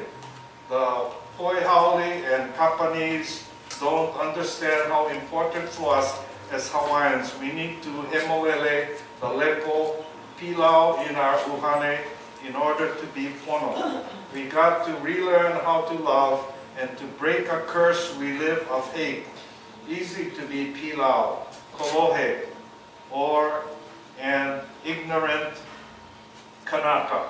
I can speak for myself. I'm a certified asshole with a degree, maybe not in Palapala, but modeled in the uhane. See if I know how to aloha myself, then I know how to give aloha. It took 30 years of being a Pa'ahau. Kalamai, forgive me, imua ohana Ho'opakele, kuke kanaka, save our ohana. The Haole Governor no can answer my letter. Please give my Papa Joe Tasso my aloha, kihe kane my Pa'ahau name Leighton. Mahalo Leighton K. Kane. And he sent a letter dated November 12th, 2013. It says, Mr. Kane, your letter to Governor Neil Abercrombie of March 1st, 2013, relating to a Pu'onua program that has been proposed for the grounds of the former Kulani Correctional Facility on the island of Hawaii, has been referred to the Department of Public Safety for response. Kulani will be a minimum security prison. However, we will develop a program within the facility based on traditional Hawaiian values. Sincerely, Ted Sakai, Director, with copies to Abercrombie and the mainland branch. And that he included Georgette, our lawyer, didn't say, but up to now we had 113 Pahau from Saguaro sign the pro se plaintiff forms to join us in the lawsuit. So today, I guess as a result of this letter, he put in 11 more names, yeah? Yeah. So 123, 24 Pahau from Saguaro who have signed pro se forms to join us in the lawsuit, yeah. So I think it shows that they are the inside, they really know what's going on, and they are pushing for and hoping that we all push Puka through and build this Pahau Puhono up at Kulani. Yeah. Thank you. Well, who authored that response to Leighton? Who wrote that response from the state? Was that from Sakai? Ted Sakai. The letter was sent on March 1st. This Leighton County wrote to the governor, and the governor sent it to Ted Sakai. He responded only now, November 12th, 2013. So March 1st letter. The day before they announced the request for information for the statewide prison building campaign. Only 8 months? What do you mean, the prison's working fast now? Game's on, man. And I said, Rainey, don't let out someone here, maybe Rainey, about us not being discovered. They're going to do what they're going to do. Okay? And I'm saying this thinking of the afternoon I spent with the Attorney General's office yesterday, which my board does not know about. They are going to do what they're going to do. We focus on what we're going to do. What are we going to do? Okay, update. Monday at 10 o'clock, we know what we're going to do. And what we are doing, pushing for the poor north at Kulani. Since our lawsuit instigated a lot of talk at the legislative level, at the governor's table, and our advisor, Dante Carpenter, who's part of the Democratic Party chairman, working with us, I think we've raised the level up to that status. We're at the governor's area. I mean, whether he used this Hawaiian concern for his campaign, I could care less. Or he's going to be part of all the governors who just compound the problem and never address anything. The stats don't show any governor going down, it just keeps going up. So no governor has ever lifted a hand to deal with the situation. So I don't know if he's going to champion that or not, I could care less. But the problem we've raised, or the issues we've raised, was big enough to make a concern now that the Pu'onu idea, which is long time in Ohana Pakele's, is now in a legislative level. You got to know that Brickwood Galataria, who's the House, Senate whip, right, is working right now with us, Ohana, on a Pu'onu concept. They're looking at our idea on how a Pu'onu should be run. And we're putting together a bill that he wants to get pushed through right away, dealing with Pu'onu. Our idea about it is not a sort of prison-style continuation, but a whole new different concept on how we look at prisons or Pu'onu. And it's more about integrity and what you instill back. And what this Pa'a was asking is exactly what we think about. On your way home, how much integrity are you going to have? And do we give you that? So this Pu'onu idea is about that style of understanding. It's not that you go to a class while you're in Pu'onu. It's like a 24/7. It's a living concept about instilling integrity and pride back into somebody. Because so far it's just punishment.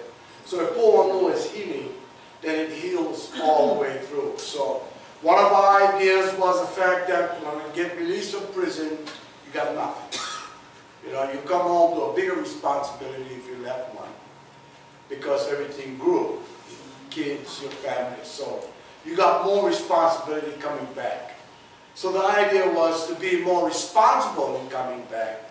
So we looked at the prison like any other private prison, Texas, Arizona, Oklahoma. These are all private entities. So we want our Pu'onu to be a private one too. primarily being self-sufficient, where everybody in there creates products or creates an idea, not an idea, but part of, if you're in culinary, if you're in ag, how we expand on that to become certified, ag becomes more into landscaping things, different kind of ideas, will become more of a business. A Po'ono is where a Hawaiian will end up trying to depart to wherever he's working in to make $10 to $15 an hour. That's what we're talking about. So if a year left that you come to this is what the requirement is, you at least get out with 15,000 saved or 20,000. And you can go take your family to Disneyland, you can go buy a car and hustle. I mean, just getting out with nothing is the biggest problem. And the fastest going back is Hawaiian people in the statistics of who goes back into prison. More felons are Hawaiian, more time is Hawaiian. So all of these kind of things are really targeted to Hawaiians, and the stat speaks for itself. If it wasn't Hawaiians, I wouldn't be here. But it is that problem, and nobody's addressing it. So the Po'ono idea and concept was a great thing that Brickwood went for. Brickwood had a friend who was into business that he said he met during their class reunion, coming out of school, and she's a businesswoman, so we got introduced. She came to a few of our meetings and drafted up a whole business plan for the Po'ono at Kulani, where everybody becomes and makes money there, and it's private. So that idea has been sold, the plans and the whole bill is being drafted, and by the end of the month, or next January, when I guess the session opens, legislative session, we're going to have a Po'ono bill in it, and we're going to see the final draft of the bill before it's introduced. But that's an update of where we're at and how much we've been pushing the issue. And Brickwood, I think, as the whip, has an obligation to the rest of the Hawaiians in legislation to address the issue. They know they've neglected. I mean, there's so many Hawaiian programs, but not 5 cents for the Hawaiians falling through the cracks of society and the statistics addressing it. So that's the update of what we've been doing and where we're at. And I think it's pretty good. We're up at the level where people got to pay attention. We've raised issues that was always there, just been shelved.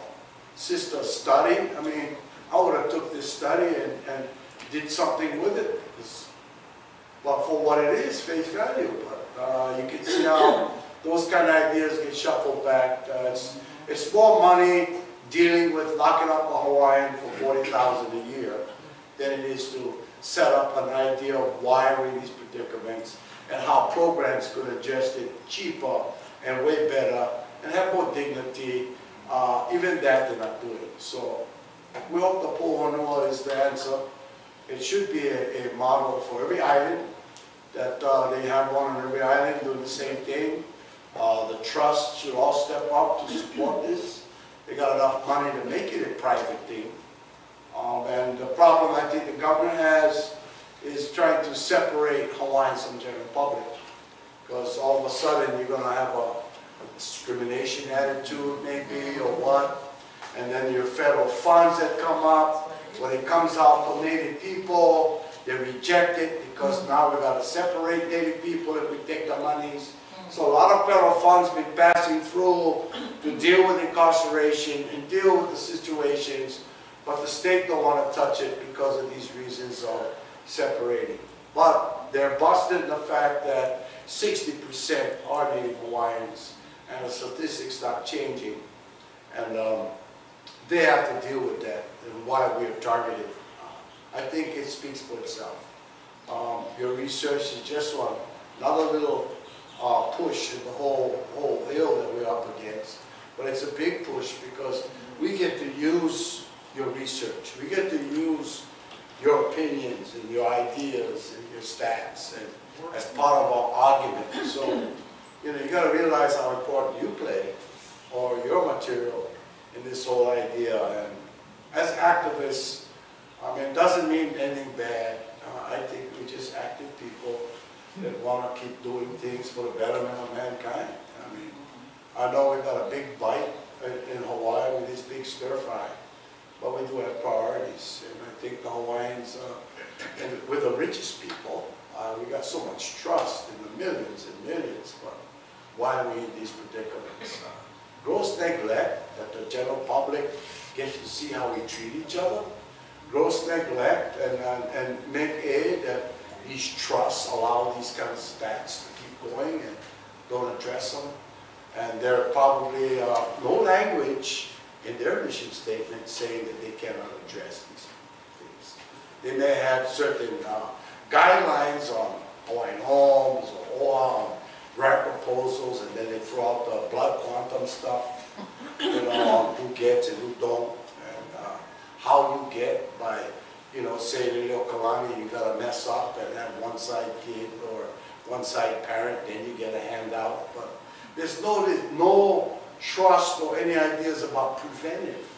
You know, they only wait till the problem happens and react to it, but nothing about preventive. You got preventive medicine. You can have preventive all of these kind of other problems too. And the trust has the monies and to me have the obligation to do that. I know we bite the state and the county and the feds, but we also got this trust too, man. I mean, they cannot just sit by and make us bite the system when they're very much part of the system, and they got a part of remedying the problem. They got finance to do it, and they got an obligation to do it to me. So that's where we're at, and update. So let you know where we stay. We're not just stay in one place and have community meetings, but we're moving in the system. And this legislative session, we're probably asking a lot of support to pass the bill if it's drafted or dealt the way we want it to.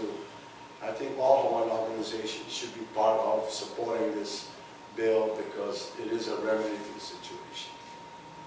So.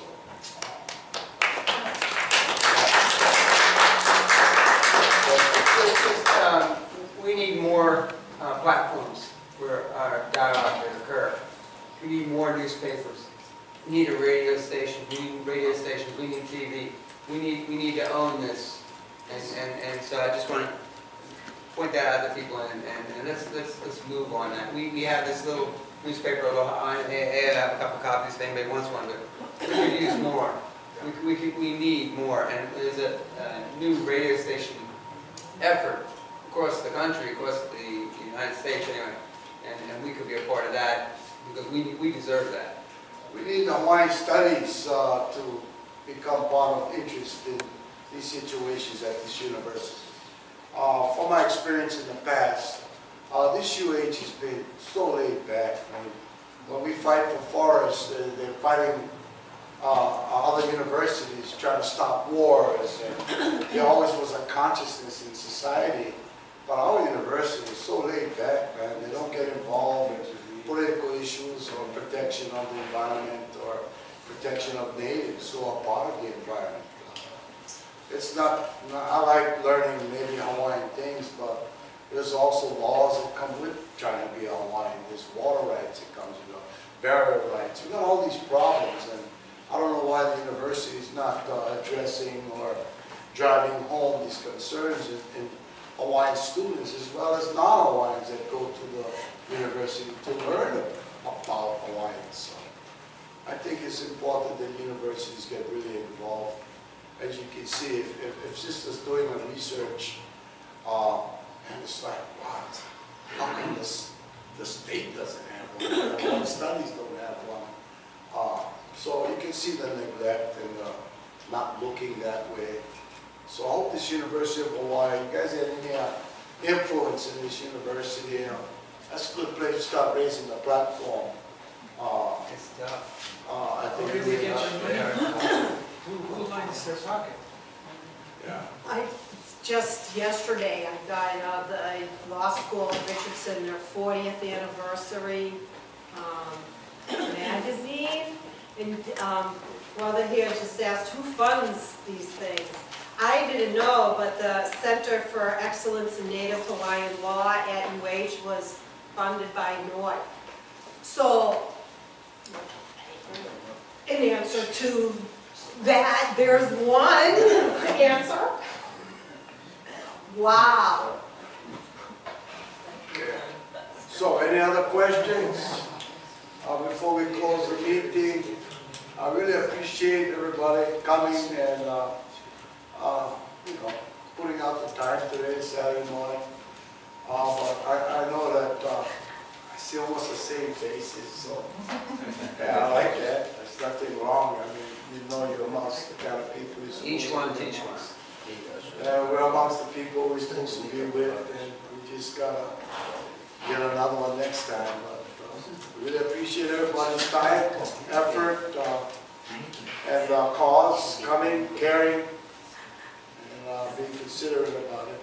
Appreciate Sister coming all the way, and I don't think your work should ever be shelved. So any other Unless it's questions? taught shells. So I'll call you like Okay. Thank you. Before we fully to close our meeting here, I'd like to make a few. You folks met our lawyer. We went through $2,500 like that. Like that. We need money. We need support. Our address is P.O. Box 5530, or you could find it on here. If you don't want to make a donation now or a contribution to our treasurer back there, he'll take your money.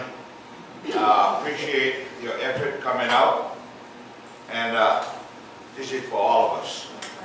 This is for all of us. But we have to take care of the right, take care of the left, make sure that the back is supported. When they reach our position, we have a solid foundation for them to come on. So I definitely appreciate each and every one of you being here and contributing, whatever little. Many little ones, like Sister says, little things, yeah, we work on them. And the little things, it starts with little, get bigger and bigger and bigger. As long as you, aloha, you have it in your heart, easy, easy. As far as, I just learned, you shared that Lily Oakley's grandfather was I just learned it, and I've been in this action for 30 years. That's how secretive it's been.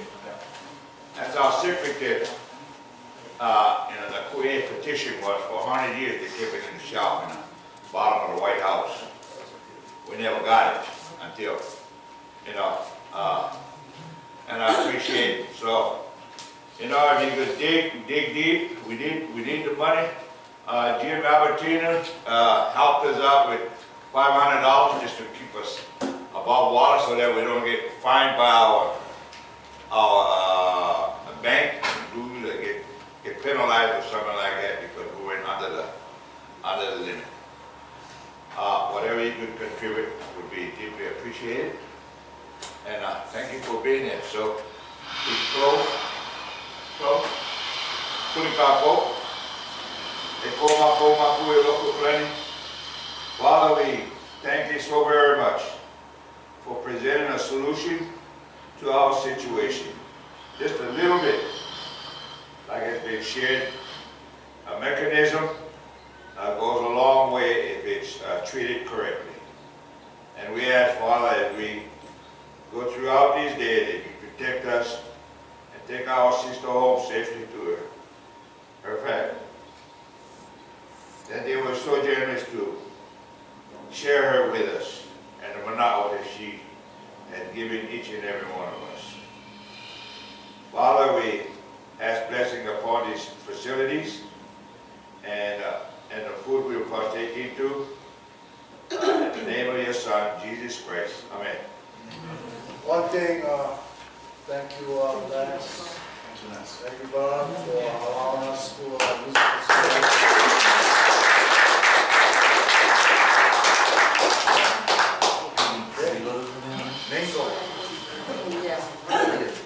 Happy birthday to you.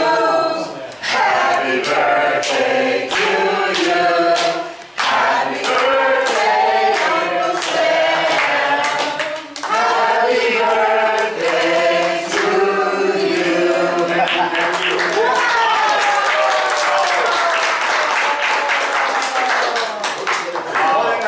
More than nothing. And today, That's right. stop